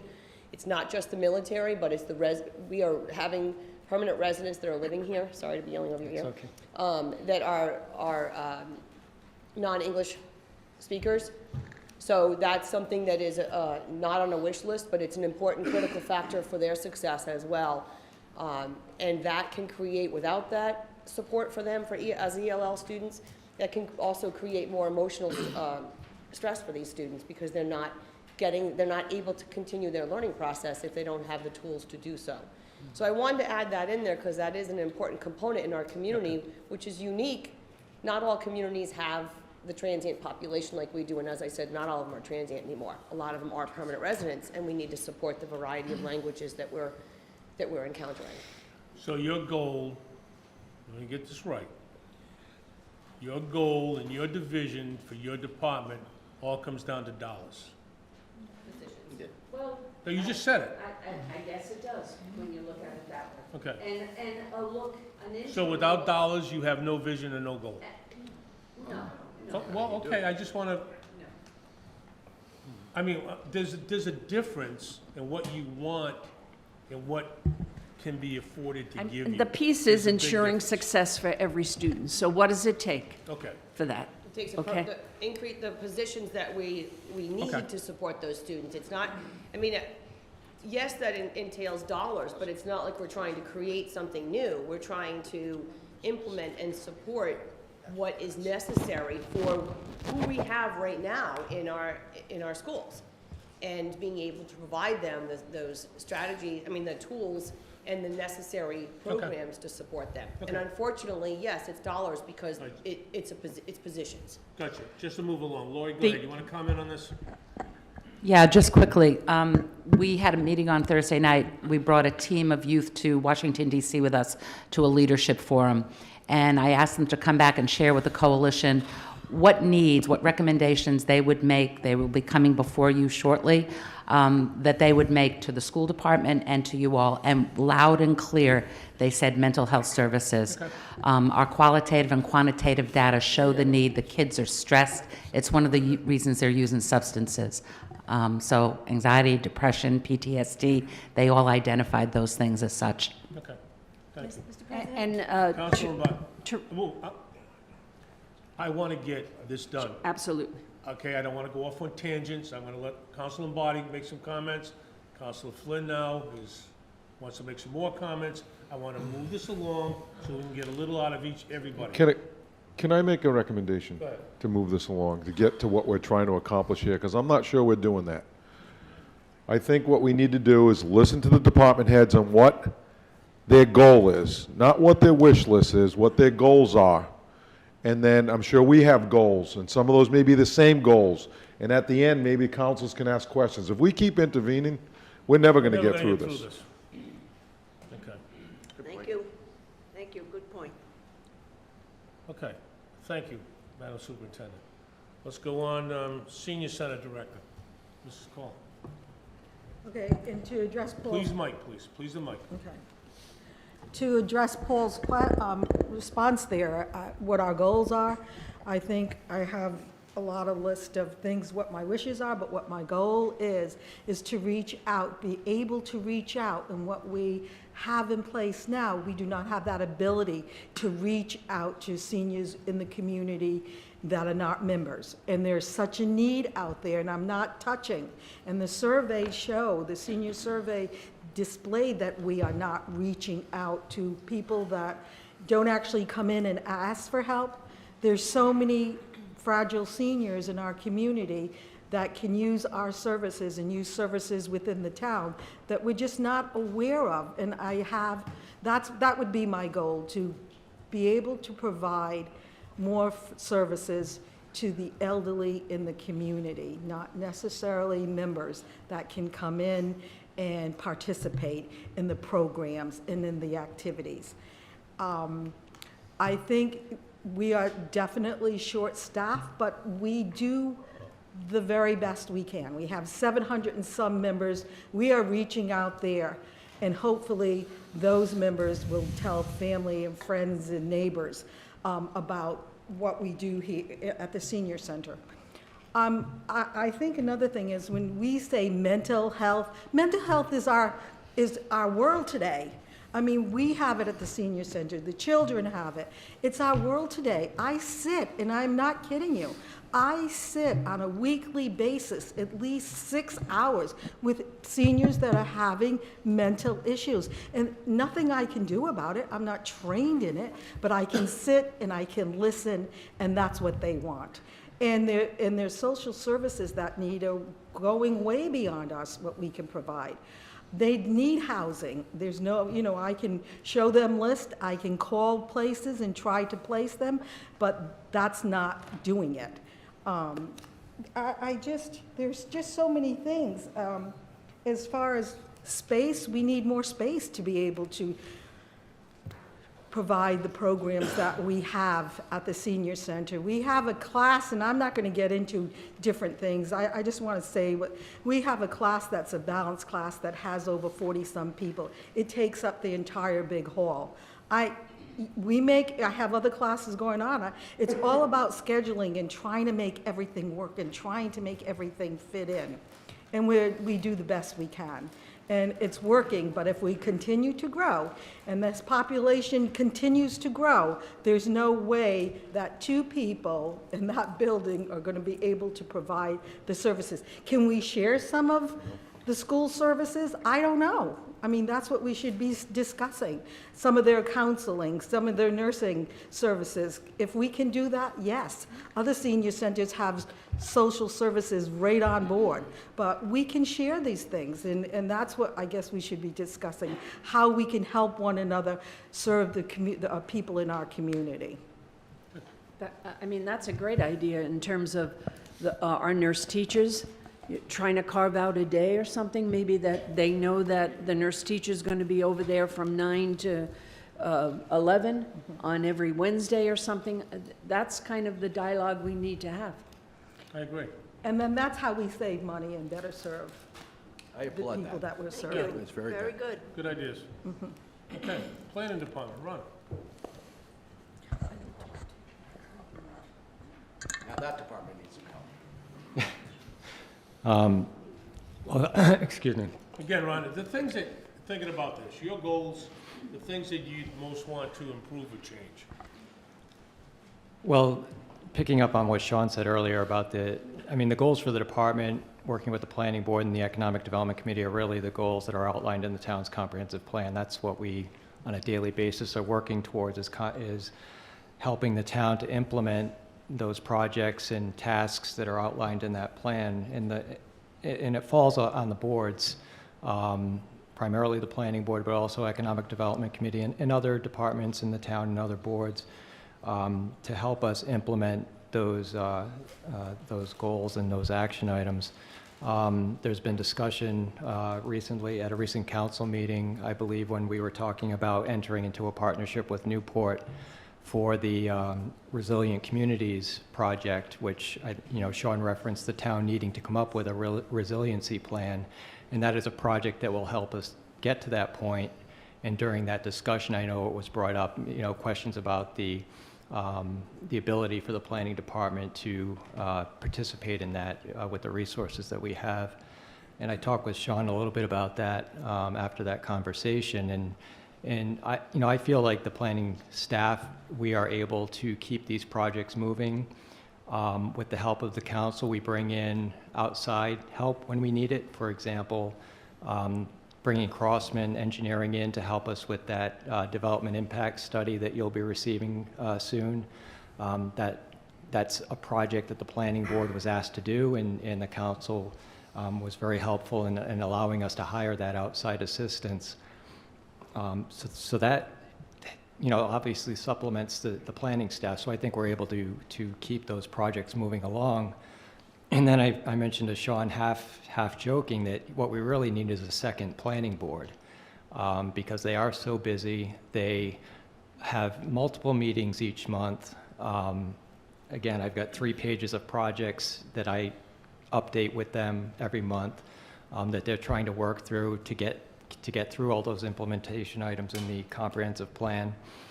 So I think the board has to, the council and the residents of the town have to understand that the volunteers in this town put in a lot of work.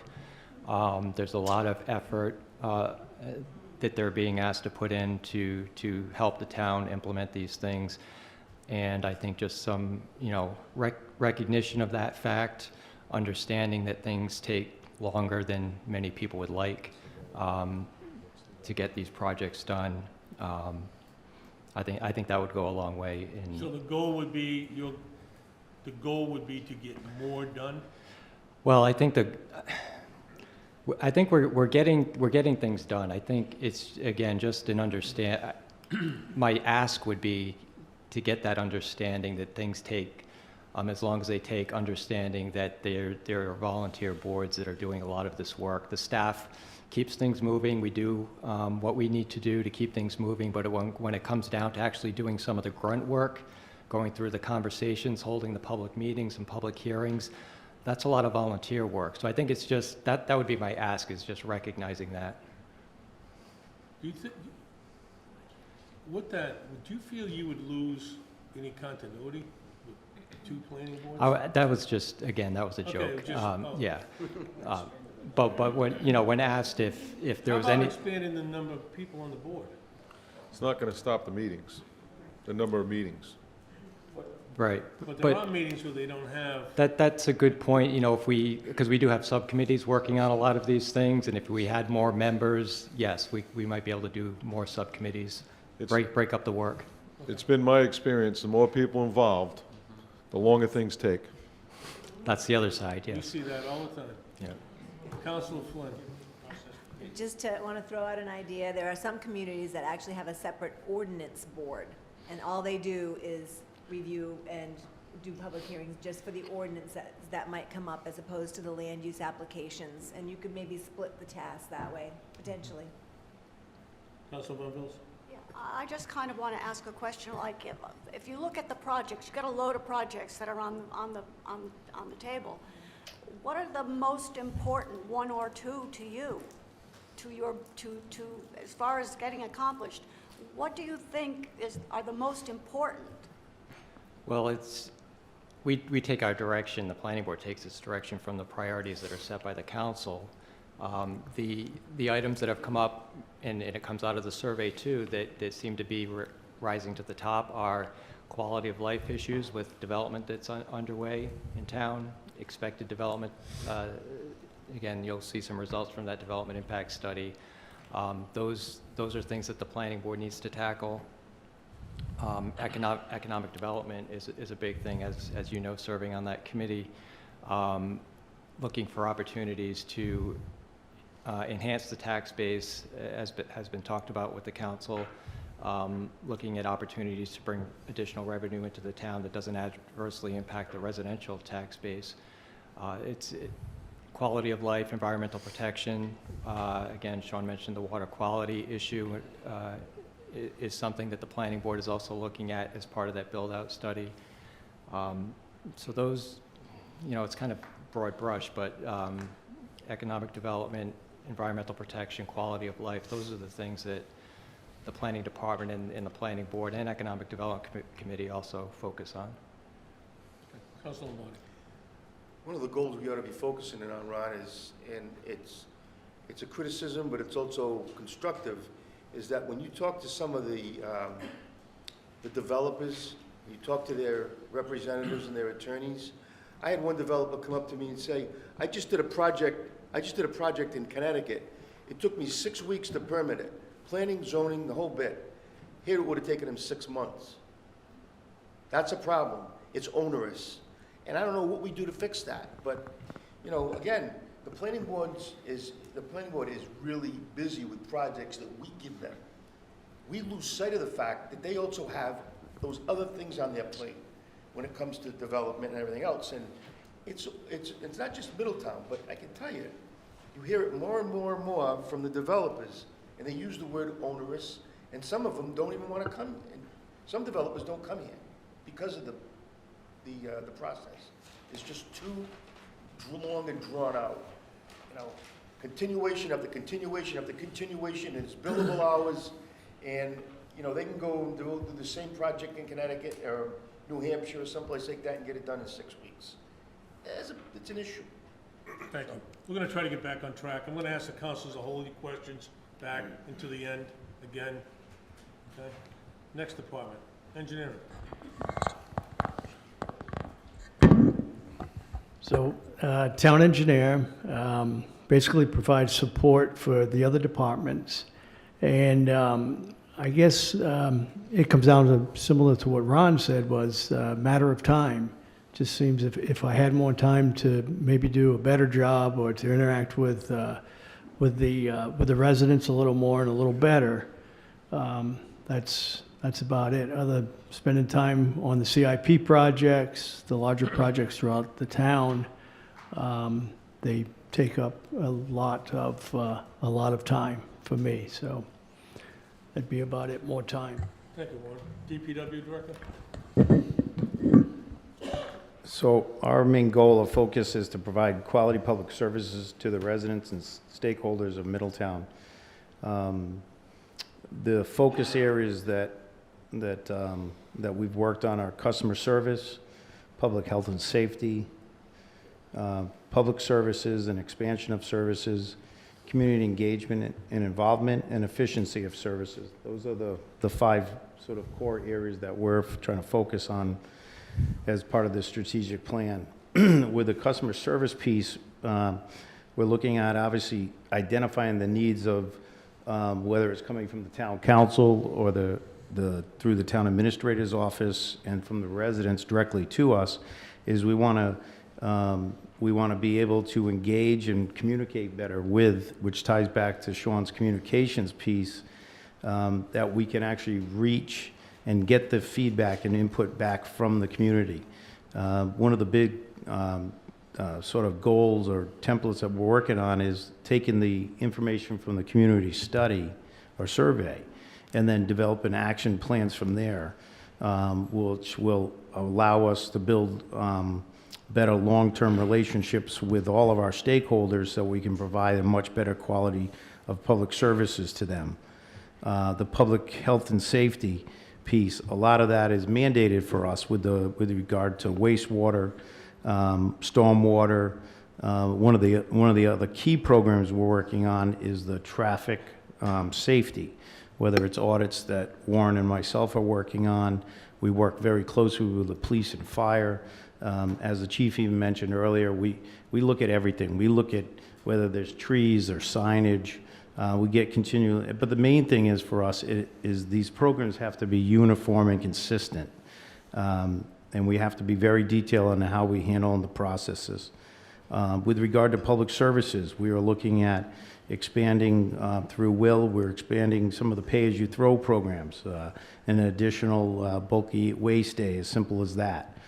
Some soft recycling programs and other things. One of the other big issues with public services that has become really a much larger issue, not just for us, but for the entire state, is really the litter issues that we've been focusing on. Litter is not only just the physical debris on the side of the road, it's also the impact to our stormwater, our wastewater system. So we are in the process of continually modifying our plan regarding to the litter. Community engagement and involvement. We are working with the communications consultant, and we're developing better ways to get out to our public and also encourage them to give us feedback. One of the resources that we use all the time is the public informational meetings for projects. It really allows us to meet, especially with neighborhoods and groups that we wouldn't normally meet with on a regular basis, and we get to draw out and get some feedback from them. And again, it gets back to building that relationship with our stakeholders. Efficiency of services. One of our tasks is to prepare that ultimately with guidance from the town council and through the town administrator, is to prepare that new consolidation plan between whether it's the town and the school or if it's internal and other departments. We're working closely with HR and as they work through a new payroll upgrades. These are the type of things that we continue to work together on. I would say as a town, and I'm involved with state organizations, and I think as a group, we work very well together. I don't think there's anyone here from a department that can't call up another department head or people in that department and sit down and either get assistance or resolve an issue. And I think it's something we should all be proud of. Thanks, Tom. Go ahead, Lori. So our main goals are to build the capacity of the coalition, all of those 12, 13 member organizations around the table so that they can reduce youth substance use, and then also community-wide to build the capacity of our community, the parents, the businesses and such, to also reduce youth consumption rates. Our mission is to mobilize and empower the Middletown community through action, education, support, and collaboration to reduce youth drug use and other risky behaviors while motivating youth and adults to safe and healthy lifestyles. Probably the most important goal for us this upcoming year is sustainability. At the end of September, we will have reached the end of our 10-year DFC grant, and we have been working with a consultant out of Boston to help us develop a fund development plan, but sustainability is probably the most important thing on our radar so that we can continue to offer some of those programs and initiatives and events that we do. We have been very lucky this year with your funding last year to bring services down to the middle school level, but on the heels of coming back from this leadership conference in DC, the students as well as the adult members who attended really learned a lot about the need really to come down to the elementary level. Rosemary talked about trauma. You know, kids that are growing up in adverse conditions, and certainly we have that in Middletown, are at risk for substance use, but also at risk for a lot of the other adolescent risk behaviors. So we really need to be looking at bringing some of our services down even into the elementary level. Thank you, Lori. Mark, finance? Finance, Yes. their goal. So the goal of the Finance Office is to provide leadership, expertise, and guidance in the overall town's fiscal matters, and also to provide accurate and timely financial information to the departments, town council, and the community. So one of the things that we would have as the most important thing to improve on is the processes that we use to provide those services. And we can do that through better communication with the departments. We've been doing that this year with the budget book. The revenue manual was a big reach out to the different departments, giving them a better stake in the overall process, and in the end, helping finance produce the documents that are needed. So technology is an important piece of what we do, and we'd like to improve the technology and then the communication with the departments. Okay. Anything you'd like to add? Just that I think that we do collaborate really well. Everyone this year, we had a lot of new projects with the revenue manual. We brought that back. We did our audit in WDesk. People get these little messages from me. So we are collaborating. Everybody's been really awesome. Arlene, wasn't it easy, you said, to do? To use the new tool. I mean, everybody's in it. So, and it's really exciting. Good. Okay, HR. I think it really boils down to increasing communication, making sure that we are letting our employees know deadlines, what's available to them, providing self-service options. Something that came out of the social media meeting that we had was a lot of employees asking for an intranet portal, some location that they can go to, and we do currently have resources where I can expand upon that to provide them those sorts of things. Anytime they can do something for themselves rather than having to look for somebody, it just makes it easier. And also improving training. Not that the individual departments don't have their mandated trainings and things like that, but just making sure we're providing those educational opportunities to increase longevity in employment. The more our employees are trained, the better they feel about doing their jobs and the more commitment they have to us. So I think all of that is important.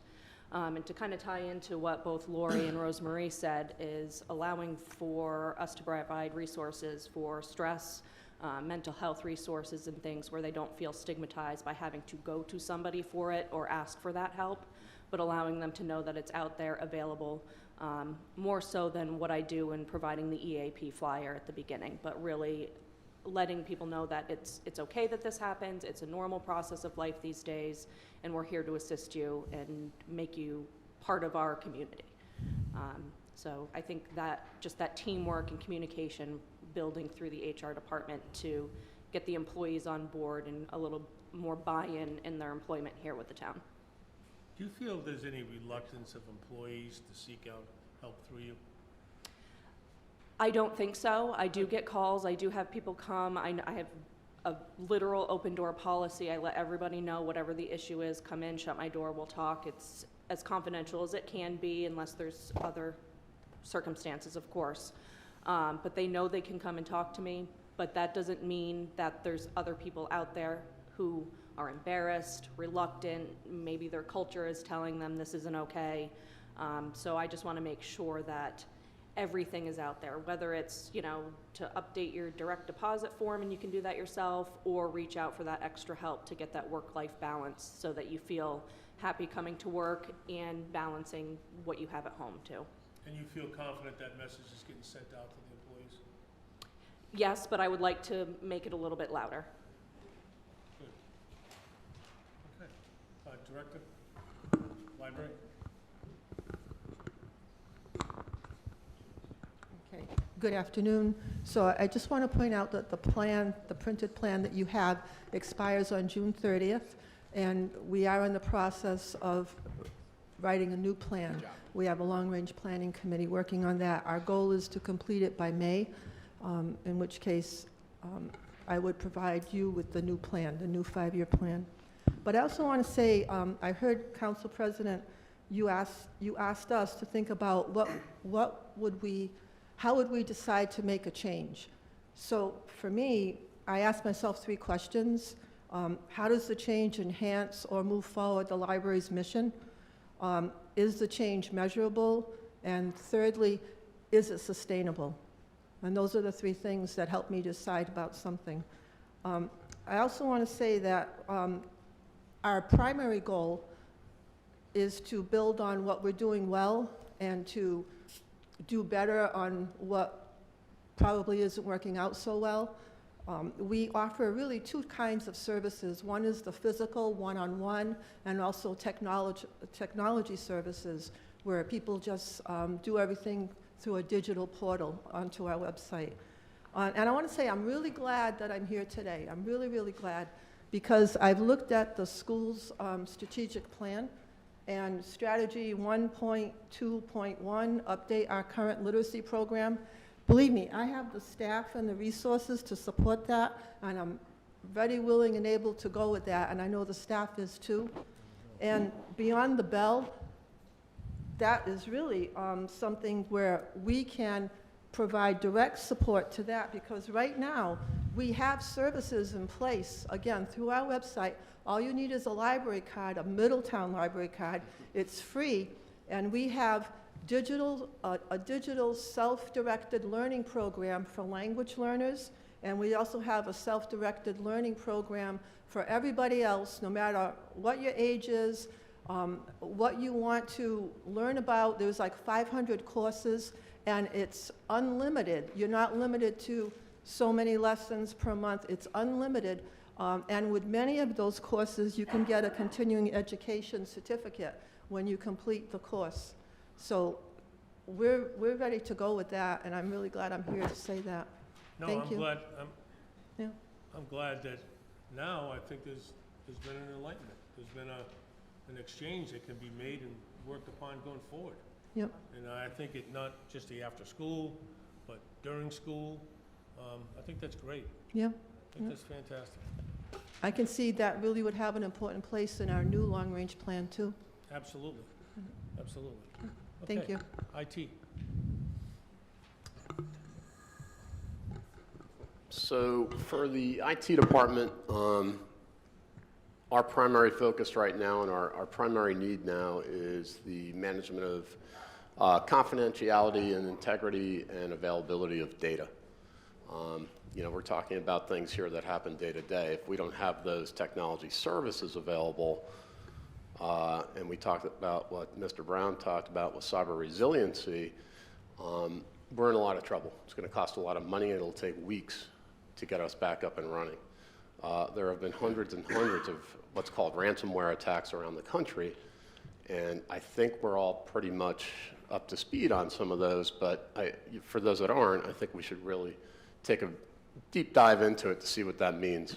Baltimore, 20 towns in Texas, Atlanta, millions of dollars, people asking for ransoms, some people paying the ransoms. It's our cyber resiliency, and the plan that sits with that is very important. The other thing that came up today was a revenue stream. And Sean brought up also the broadband, fiber broadband. This has been going on, these discussions, for a long time. You guys heard me drone on about this for a long time. We have an opportunity there. We can take a deeper dive into that, probably not for this forum unless you'd like to ask me some questions about it. But those are the two key ones. And kind of back to my point about trust, you know, it's when Nate and I, there's two of us obviously that run the department, come to work, I'd say half our week is spent on security now. So when projects like websites, social media, and the myriad other projects we have going on, we're no more busy than anybody else, and it's not what I'm trying to say, but we're not in a sustainable technology environment right now. There's two of us, and it's a very rare situation to have two people working in a department that also is 24/7 with police and fire. We're not up all night, of course, but we do respond. And that includes some of the budget for the school as well. So those are the main things that are on my radar and a little bit of a concern. But I'd say the resiliency of the data, making it confidential, making sure the data that's on the network hasn't been disrupted, and having that data available. We talked about coronavirus. We want people to be able to access that and still maintain productive work from home if need be. How many people do VPN? Do we have any people VPN from home? I'd say not too many, probably about 20 at any max current time. Has there been any issues with that? Not that I'm aware of. I think we set it up, we do updates to it, and if anybody has I don't think we have any issues to it with VPN, no. So what would you need to improve your department? No, it's a good question. When I first jumped on board 17 years ago, or actually 15 years ago officially as an employee, I asked for a third person. And we've been running with two, and I understand it's not a fun conversation, but we need to figure out how to maintain all these projects we have going on. Where the population of the town has decreased, our needs and requirements to fulfill not only on my internal customers, the people I work with in their departments, but my external constituency who are relatively happy. We get some good news once in a while, but no news is good news in the IT world. I think we need to take a look at some of the metrics in the technology industry and see if they fit what we're doing in Middletown. I think we need to look at real figures so we have an idea of not only what people are potentially being paid, but also we're talking about consolidation and how that should work. I don't know if that's the forum for that conversation with the MRI document, I need to potentially have a little more support in that department from a technology standpoint. I need some specific support in there. We do a good job, I think. I think we do one of the best jobs, not only in the state, but in New England. And from anywhere from recording these types of meetings to delivering on hosted applications. We just moved the assessor database to a hosted application. We just moved the municipal court ticket tracking application to a hosted database, meaning in the cloud. And we're trying to be more resilient internally. I need a little help doing that. How about program writing? Meaning that, supposing Mr. Brown came in and he said, hey, I'd like to be able to extract this data to analyze something I'm working on. Right. Do we have those capabilities here?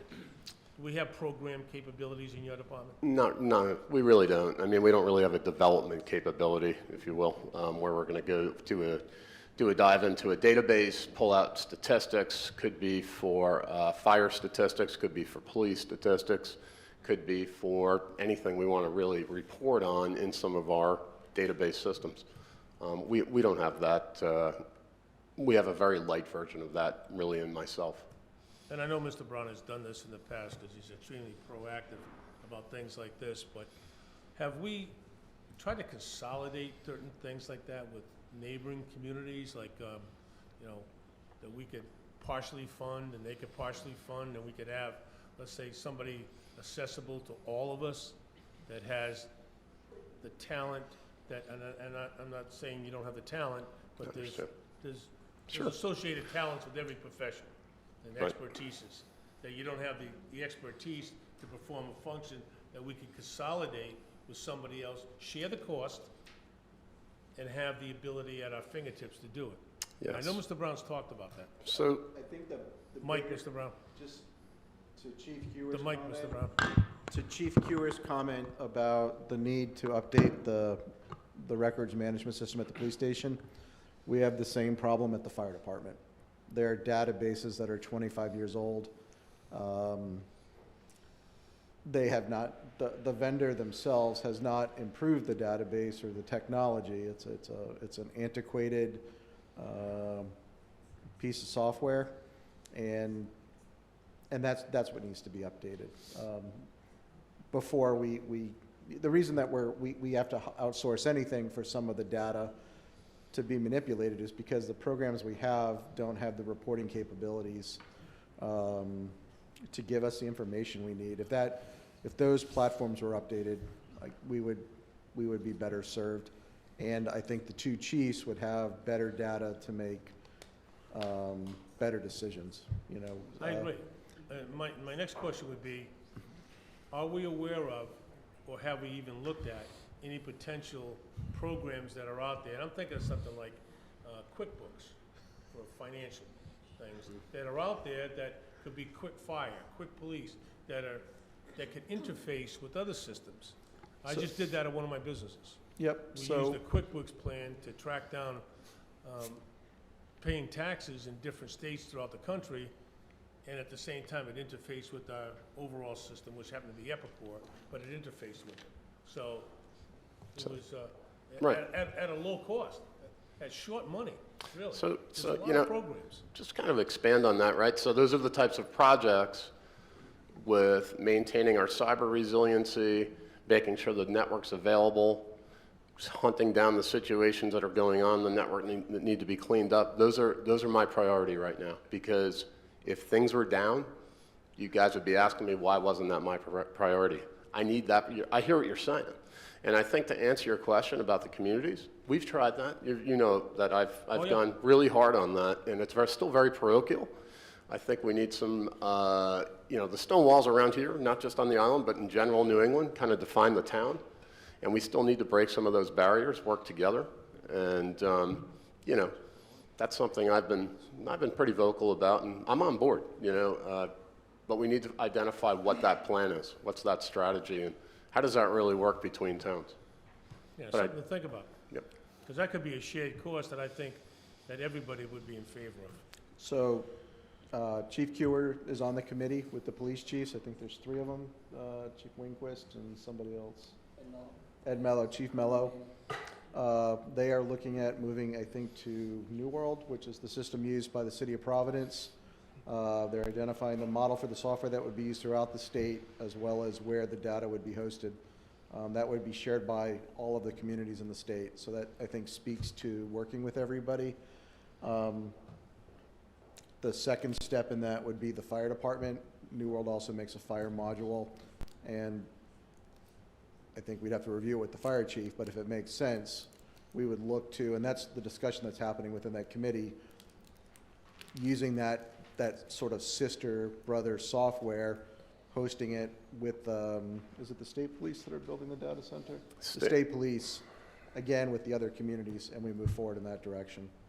So the other advantage of that with New World is that's what Providence has. So as we look at the improvements with the 911 system, those would be specifically designed or to be integrated with the New World system. So we wouldn't have to develop something different. So I know we got to keep moving this. So.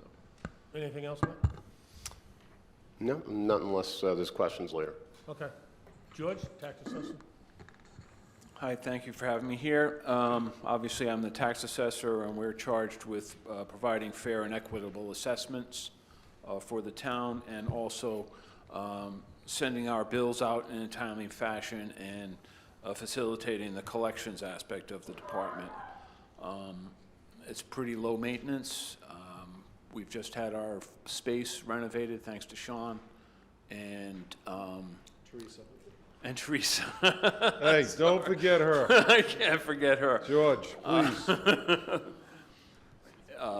So it's beautiful. So physically, the space looks good. As Matt mentioned, we recently transferred to our data management to a cloud-based system. We upgraded our computer-aided mass appraisal system to the newest Vision system. So from a software point of view, we're at the top of the top right now. We've also committed to a new tax administration and collection system. So from a software point of view, we're moving in the right direction. I don't have any real needs in that regard. I will say that my department gets a lot of information from other departments, and that I'm continuously trying to improve that communication with, say, building or public works or planning and so forth, so that we have the most up-to-date information as far as changes that are going on in the town, as far as new developments or new construction or anything like that. And hopefully I'm able to share my information with you guys as well. So, but I appreciate the teamwork that we have in this building specifically, because this is my world, and whatever outreach I have with the police department, fire department as well. Good. Just as an FYI, George, I understand that with the renovation came a key to your office was handed to Councilor Santos. So just as an FYI ahead of time, okay, she has access to your office. She doesn't need a key. Will? Microphone. Yeah, just to echo what Tom said, as far as the trash recycling program goes, just to offer a high-quality level of waste removal, keep up communication with the residents so they know whether it's events or snow delays or holiday delays. And for parks and the beaches, just maintain what we have and offer a high-quality active and passive recreation opportunities. Acting Chief McCall?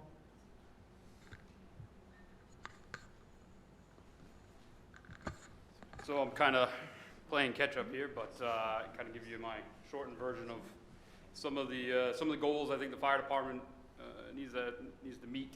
The big thing is, and I was talking with Captain Ferry about it earlier, is the recruitment and retention. Bringing new firefighters in and keeping them, and kind of in some of this conversation now, some of that in thinking about maybe getting into the schools a little bit more, and showing them some of the things that we do, and maybe piquing some of the interests of local kids that are going to be graduating and maybe looking to start a career. So kind of getting into that mode, and retaining them, having a lot more buy-in from the firefighters, officers, and everything else. And then it's customer service. The big thing is we deliver a service to the community. So how do we improve that? Looking at the data and everything else, the times, can we get there quicker, resources and things like that. So looking at all of that as a whole. The big thing is, and what I feel is before the call and after the calls, how do we get out in the aging community that we live in? Can we get out there a little bit earlier and assist some of these people that maybe will be calling 911, and maybe work with them a little bit more to keep them in their own homes and answer some of those needs. And then after the call, that's one of my things is we go to a fire, we pack up, we go back to the station, but going back to the scene, going back to the neighborhood, having a presence in the neighborhood. Maybe there's something that we can help the neighborhood with in preventing another incident like that from happening. So those are some goals. Again, getting the feedback from the community. What are they saying? What can we improve in? And then officer development. Having the senior firefighters go through the training and start to take that position that they're going to take over for me eventually. So where do I want them to be? Having them step up and kind of going through all the training that needs to continue after you get hired. Those are the little things. The biggest thing overall, I think, in what we were talking about was teamwork. I've already started to work with some of the other departments. We've addressed some needs for the summertime. We're coming up with a plan for that. And some other little things here and there. And then interoperability is a big thing. How do we work as, on an emergency scene and day to day? How do we get that communication out? And then overall, just the accreditation process. How do we become accredited as a fire department to then pass that savings back down to the community? So if we can, hit a higher standard, that's going to save money to everybody in the community. So that's kind of my quick version of what I had. So, Rob, yes, sir. Does the wants or the needs of what you see on the street when you respond to houses of needy seniors especially ever get relayed to our senior center? Currently, not really. Think it's a good idea, maybe? Yeah, and that's another thing is working, and maybe they have somebody that they've talked to, maybe that they're concerned about, and we can reach out to them as well and try to bridge that gap a little bit more of, how do we help them out, but without relying so much on just transporting them to the hospital and leaving them. Maybe there's something we can do just checking in, day to day, week to week, month to month type thing. So, but yeah, working with the community center, working with Lori in addiction and those problems that we have in the community. We see all of that stuff, but we only see it for 30 minutes, 40 minutes at a time. And then we're on to the next call. So trying to develop maybe a little bit more of a plan to, help. Yeah, my concern is that what you're seeing gets passed along to potential support that we have in other departments that could help these people down the road. Yeah. Because you go to a house, there's an issue with the senior, you say, well, the senior could use some attention, pass it along to the senior center or pass it along to Lori, or the appropriate department, say, hey, I would suggest that you kind of reach out to this person, maybe keep an eye on them. But I think we need to open up those avenues of communications between departments like that. And we have some of that right now with the police department. All of my firefighters know that there is somebody on duty, mental health clinician. They've come to the station and actually talked with us. So anytime that any of the firefighters go on a call and they have a concern, or maybe this isn't something that just needs to go to the hospital, we've reached out, we've had police there, we've called them, hey, is this person on duty? And then we've kind of helped with facilitating that. So, but yeah, definitely bridging that gap a little bit more. I think it opens it up. Okay, thank you, Rob. Clerk's Department.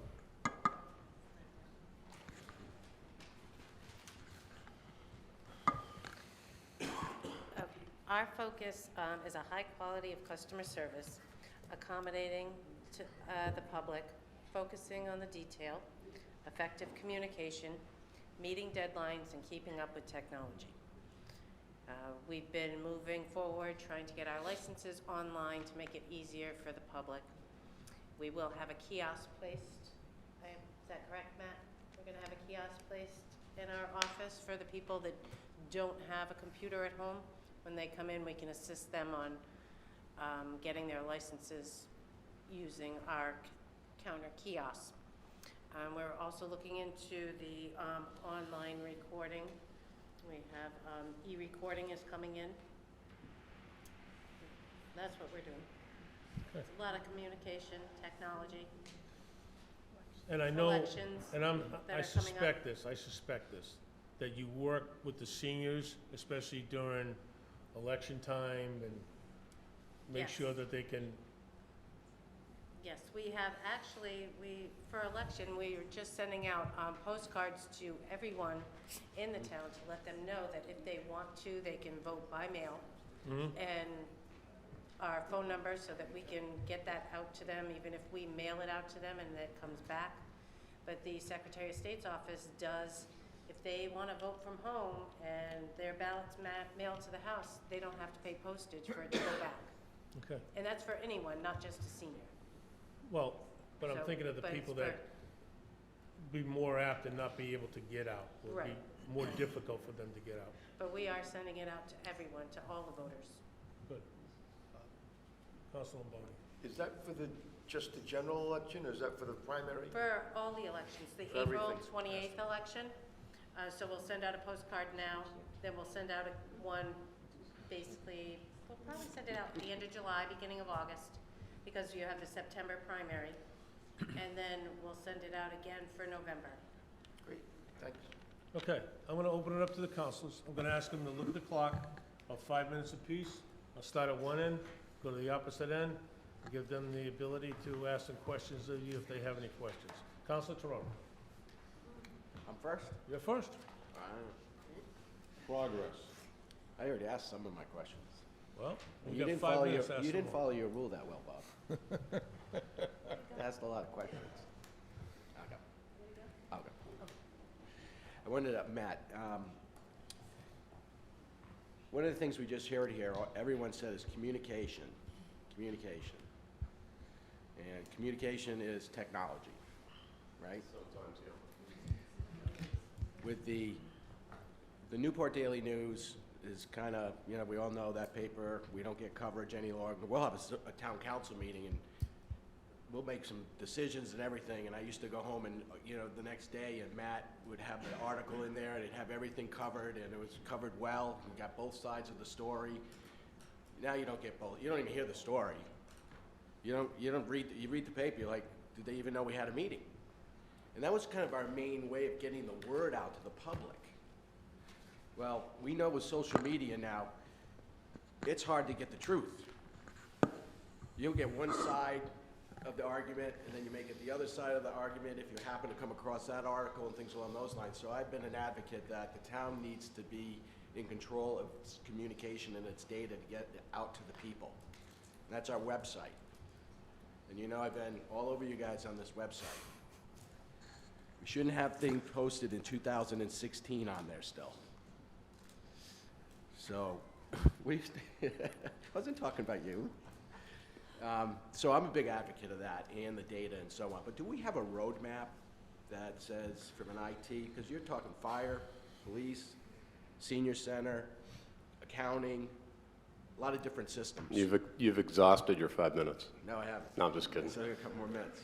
So I just want to know, do we have something that shows a roadmap that, hey, here's where we are, here's the things that we got to get done in the next 3 to 6 months, and then we're going to go to the year, and we really should have a 2 to 3 year plan.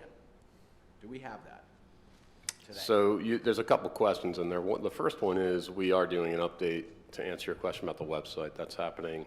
Our proposed target date is March 20th. Great. The social media came up in there too. So social media we had a meeting about that.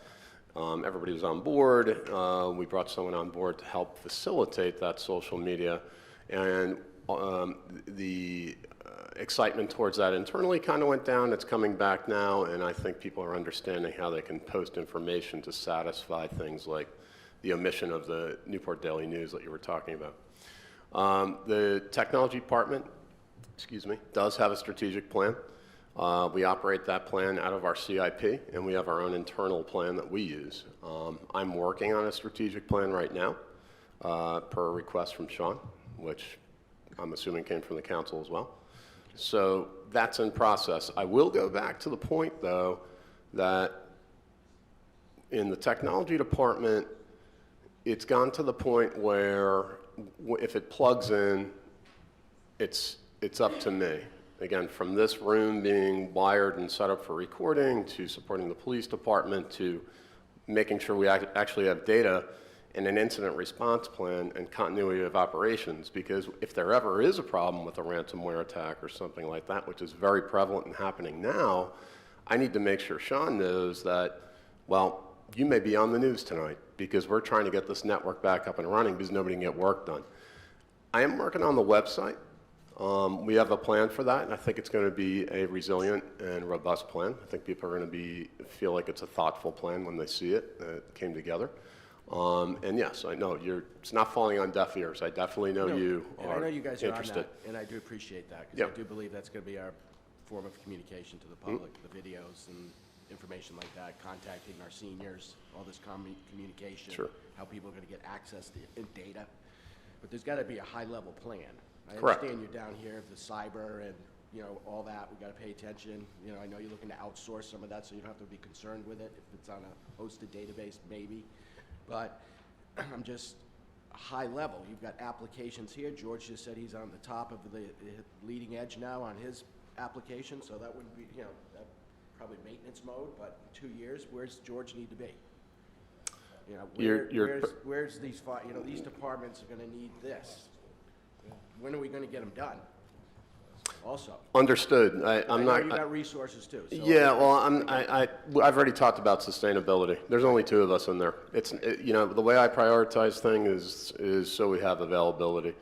So if And we see it, Yeah. if we can see the full vision, then we can line bodies to it. Yeah, Because we say, hey, you wanna get this done? It's gonna take this many bodies. I know. This is what I do. And- So I understand that. So I'd like to Yeah. see like a big plan. And you and I share a lot of the Fortune 100 type experiences. I still do today, and I still consult outside of here, and that's half my life. So I know where you're coming from. To be honest with you, we are evolving a plan. Any plan like that's a living document. There's no static plan for that. So that's in process. Sean's requested it, and Okay, great. I'll submit it. Good. Thank you. good. And I only have Councilor one more. I was hoping that Wendy would say that one of her goals for this year would be using less paper. Councilor Santos. Okay, my questions are going to be very, very quick. I'll first address Mr. Brown.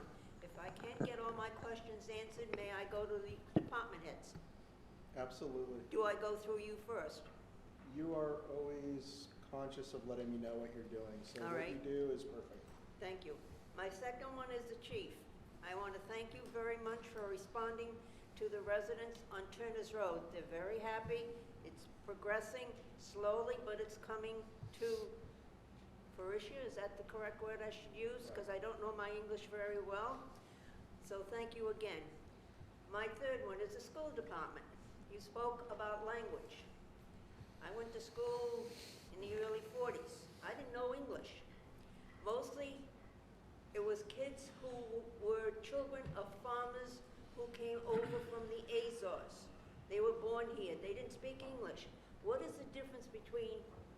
then and now, what kind of non-speaking students are you getting? Can I come in and talk to you about that? Absolutely. Okay. 5 is Matt. Matt, I got a very distressful call, a very distressful email that came through the council. Right. How should I handle that? I mean, I it really did a job on me. Sure. Yeah, so that would be a phishing email. I think I was made aware of that email too, if we're thinking about the same one.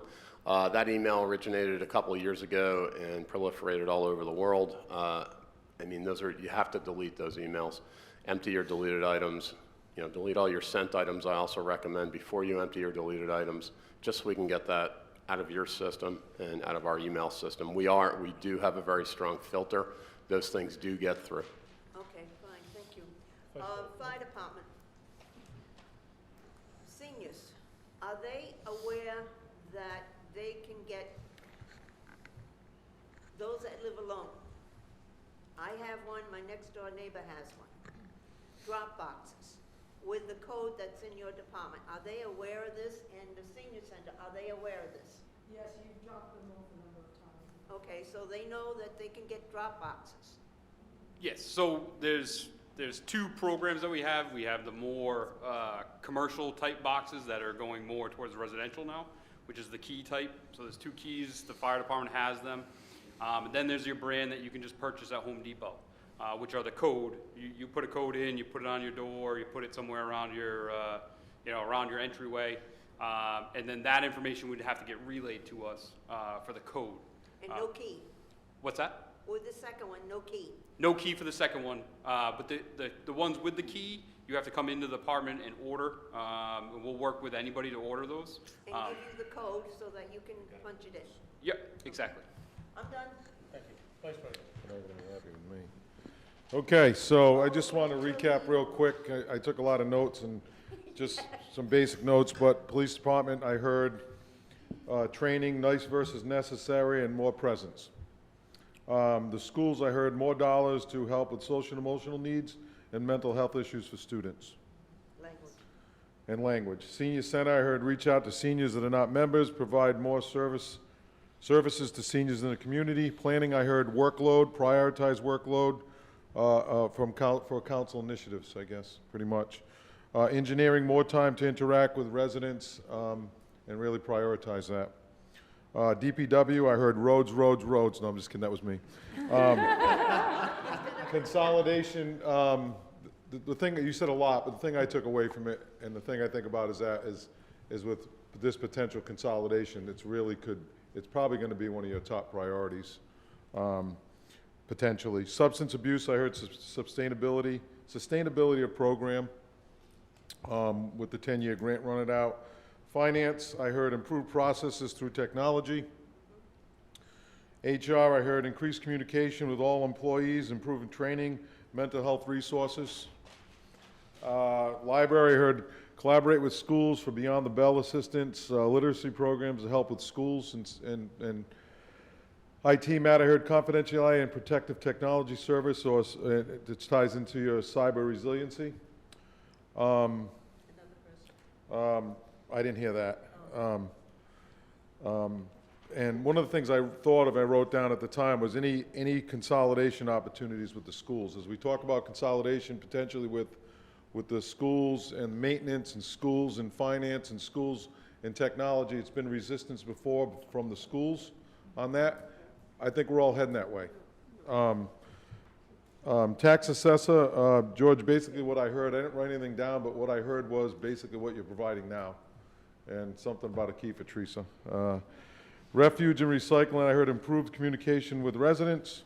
Acting fire chief, I heard recruitment, retention of staff, improved customer service for the community, accreditation process for the fire department, and when they heard more online services to improve. So I just real quick, I just wanted to recap with you to make sure I wasn't on a line because at the beginning, I came in with some strategic of my own, just a thought. Some of you might think I'm nuts what I'm about to say, but I don't care. One of the things I think that we do, a lot of things we do is self-inflicted. The intentions are good, and we talked about tugging the rope from the same end, and we all, and again, those are good intentions, but we have so many ideas and we have so many things going on, we're not accomplishing a tenth of it or 20% of it. So how about slowing down and really just focusing on a lot of great ideas. We got Atlantic Beach District going on. We're talking about developing the West Side. We got a school bond out there for $10 million that we can't seem to resolve, and that's not a shot at you guys. It's just ongoing. We have beach issues. We have development issues. We have senior housing. What is it? We're never going to accomplish all those things unless we take a step back and prioritize exactly what we want to do first, or maybe 2 or 3 things in motion. We're never going to get there. I say we slow down a little bit as a town. Number one, we can't afford to do it. And number two, what are the 2 or 3 top priorities that we really need? One of the things, Tom, and I was joking before, but I wasn't, you look at one of those surveys that 59% of the people responded, and it was a lot of respondents based on the amount that was sent out. 59% of the people, the number one issue was roads, improving roads. So that's just me. The last thing I want to talk about is a couple things. Recreational opportunities. There's nothing for our kids to do. I'm in that phase right. My son is 12, and he'll go to the Y. The Y does provide some services. Last night was youth night at the Y. He goes every Friday night from 6 o'clock to 8:30. There's nothing like when I grew up, we had roller skating rinks. We had all kinds of different things we go to. We don't have that stuff anymore. So I think recreation really needs to be a priority for these kids. And I'm not sure how we do it, but I'm planting that seed, as some of you already talked about earlier. It's nothing new that I'm bringing it up, but things for kids to do, I think, is critical. You know, I'm in business. Bob's in business. Dennis is in business. Mrs. Vaughn's a teacher. Terry does her own little thing. Rick does his thing. Mrs. Santos has done many things in her lifetime. We're in the customer service business. I look at every day, whether I'm at work or whether I'm in the council making decisions, we have people to answer to. And our job is to provide the best possible service ever. So I think while most of you do a great job, I think there's a lot of opportunities. I hear residents saying they come to town hall, and sometimes it's like doom and gloom. So maybe we all have bad days, not just town hall. You hear it from every department. Let's make sure we're giving the best possible service that we can. That's not a knock on anybody. It happens to me at work. You know, I get a call, hey, this store gave bad service. So what do? It constantly has to be in the back of our mind. We're looking for a cleaner. You mentioned litter. I was glad to hear that. A cleaner Middletown and a safer Middletown. Councilman Bills. And, no, I'm just kidding. Go ahead, Mrs. Vaughn. First of all, Mr. Brown, are you going to provide some sort of a formal report of the conclusions of this day? This day would be added to all of the other materials into a formal strategic plan. If you want me to do something formal from this day, I can do that also. No. I just want to, the whole point of this day was a strategic plan. So I guess I want to know, are we going to see a strategic plan that is a result of what took place here today, along with whatever else you want to add? With the other information that we've received, yes. Okay. And the other thing I want to do, I listened to what Paul had to say, and I thought he expressed it very well. The only concern that I have with limitations is the fact that we serve 15 to 16,000 people in this town. We don't serve 15 people that come to a meeting or 25 people that came to roughly the planning board meeting that took place on Wednesday. We don't serve just the people that make a lot of noise. We serve 15 to 16,000 people in a town that actually has 2 parts. It really isn't a unified town. I wish it were, but it isn't. It's a town that has 2 parts. And I think what we have to do is be very careful that we serve all of the people, not just the east side or the west side, the old or the young, all of the people. That's what this is about. So please, as we go forward, let's keep that in mind, that we have a town, not parts or pieces or individuals, but we have a full town that we are the servants of. Thank you. Councilor Flynn. Thank you, Mr. President, and thank you, Barbara, well said. So Sean, as far as what the material is going to look like in this big document, that's going to include the strategic plans that you referenced, or the sheets you referenced earlier that have the, measurable and, quantitative goals and tasks? Correct. So we'll use litter. We talked about litter. There will be a number of tasks that are listed to achieve over a period of time, who's going to do it, and where the resources are going to come from also. So my goal is not to produce a report which is a wish list, which everyone turns to and says that that wasn't achieved. We get back to the question, the council president asked, what do you need? A lot of this comes back to money because it feeds everything else that we do, whether it's money to buy time, money to buy supplies, money to buy consultants, whatever, equipment. That's just a reality of this. So it will be an achievable recommendation in the form of a plan for the town council to consider. And to Mrs. Von Villas's point, using our new communication channels is to get it out, and the various media, whether it's getting it on the website, whether it's through the public hearing that will take place when it comes to the town council, or through the social media. Hopefully we hit the different age groups. Thank you. And one other thing, to respond, I agree with everything that the other counselors also said. But for the comment about business here in Middletown, any business can fly through the process here in Middletown if they're complying with the codes and ordinances. It's a rubber stamp. If you're not asking for an exception, you're going to get approval. Residents have been saying for a long time to just enforce the current codes and ordinances that we already have. Certainly, staffing in those departments will help. But they don't want the town. The residents don't want the town to go in a direction that's not supported by the codes and ordinances. That's going to change how Middletown will look.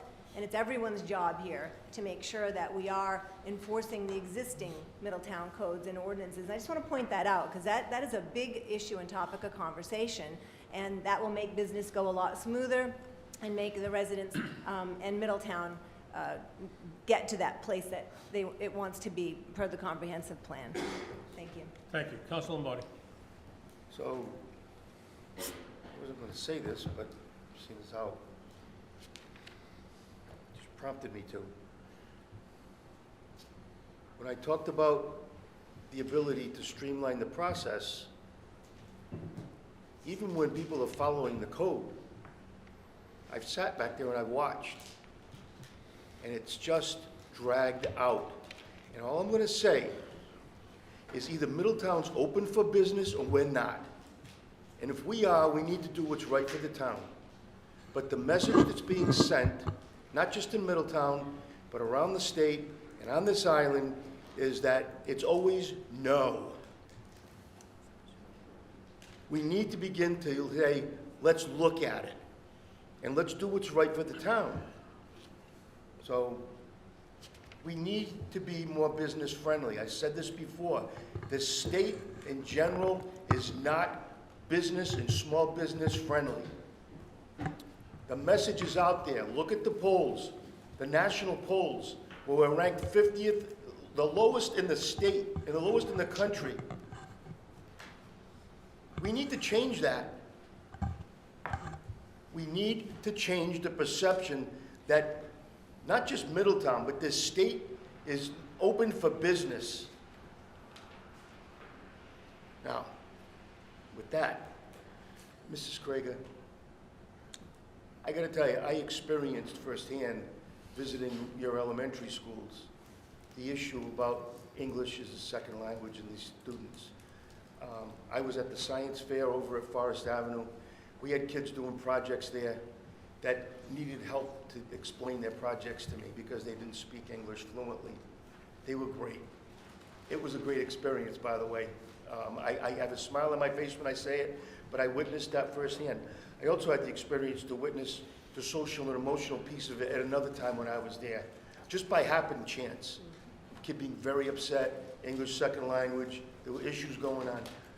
I saw it, and the lack of resources or the lack of immediate resources for that young child.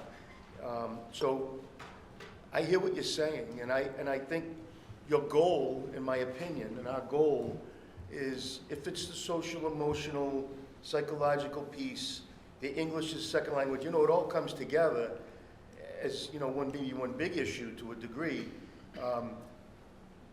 That's where we should be looking at immediately, maybe, when the time comes to talk about budgets and what you really need.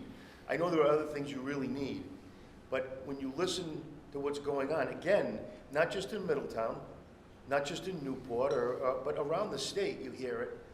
I've had the opportunity to listen and to read some of the articles and some of the things you see on TV with some of these hearings. And it's an issue all over the state. The demographics of our communities are changing. So we need to be cognizant of that, and we need to do what's right for these kids. Because whether anybody likes it or not, they belong to us. They're our kids. So we need to take care of them, and we need to do what's best for them. So, I know it's going to be a piece that I'm going to be strongly supportive of when the time comes, that we try to help you out with that. Thank you. Okay, thank you. All right, and again, let me just recap this. I promised a number of people we'd be out of here by 2 o'clock. We will be. The notice was posted to 2 o'clock. I know some of you probably said, what a waste of my day today. I don't think it was. I heard a couple of exchanges today. I think it's going to be a quantum leap in a lot of areas. I think the social, the extra support that our children, our seniors, our adults will get after today is going to be a quantum leap. The exchange between Laurie, the school department, the seniors, Rob even, and I want to make sure, Rob, going forward, that there's a program that this information gets passed along.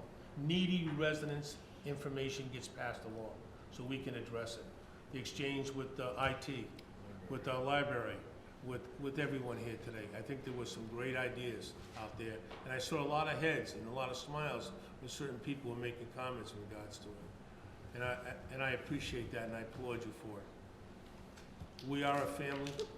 We are a team. And we've done very, very well. We've been good stewards. You have been great employees. Your employees, your reports that report to you, do a stellar job as well. And we got to continue to do that. And I know at the end of the day, we wish we could sit up here, and I wish we were the leprechaun that found a bucket of gold at the end of the rainbow, and we could throw golden coins to each and every one of you and tell you, feel free to spend. But we have to, like Councilor Von Villa said, we have to represent everybody in town. And whether we want to recognize it or not, and there's some people here that have a daily reminder of it, like our senior citizen director and our fire and police personnel who see it. We have people that live in this town that are struggling. They're not as well off as a lot of us are. And we have to remember that. And we have to be conscious of that. And we have to be conscious as we sit up here as a council and we say, what is best, and Councilor Von Villa said it, what is best for everybody? This isn't a self-serving seat. This is a seat that looks at everyone as equals, that looks at everyone as we're the stewards, and we want to look at you in the same light that we look at everybody else in, and we will help you accordingly. So I think this was, in my opinion, it was a great day. I saw some great exchanges today that I'm going to make sure that I follow up on with people, personally myself, make sure it happens. And I think, again, kudos to each and every one of you. You do a great job. You do a great service for the town of Middletown. And all I'm asking you to is when you put your budgets together, that you do it with the consciousness of saying to yourself, if I was paying for this, knowing the people that I have to serve, is this a fair budget that I'm presenting to you? And that's all, that's all, a fair budget. Because it's easy to throw money when you have a lot of money, for some people. But it's not easy to throw money when you're living day to day, like a lot of people do. So with that, Vice President. Motion to adjourn. Second? Have a second? All in favor? Aye. Thank you, everybody. Thank you, everybody. I'm gonna go through that. Okay.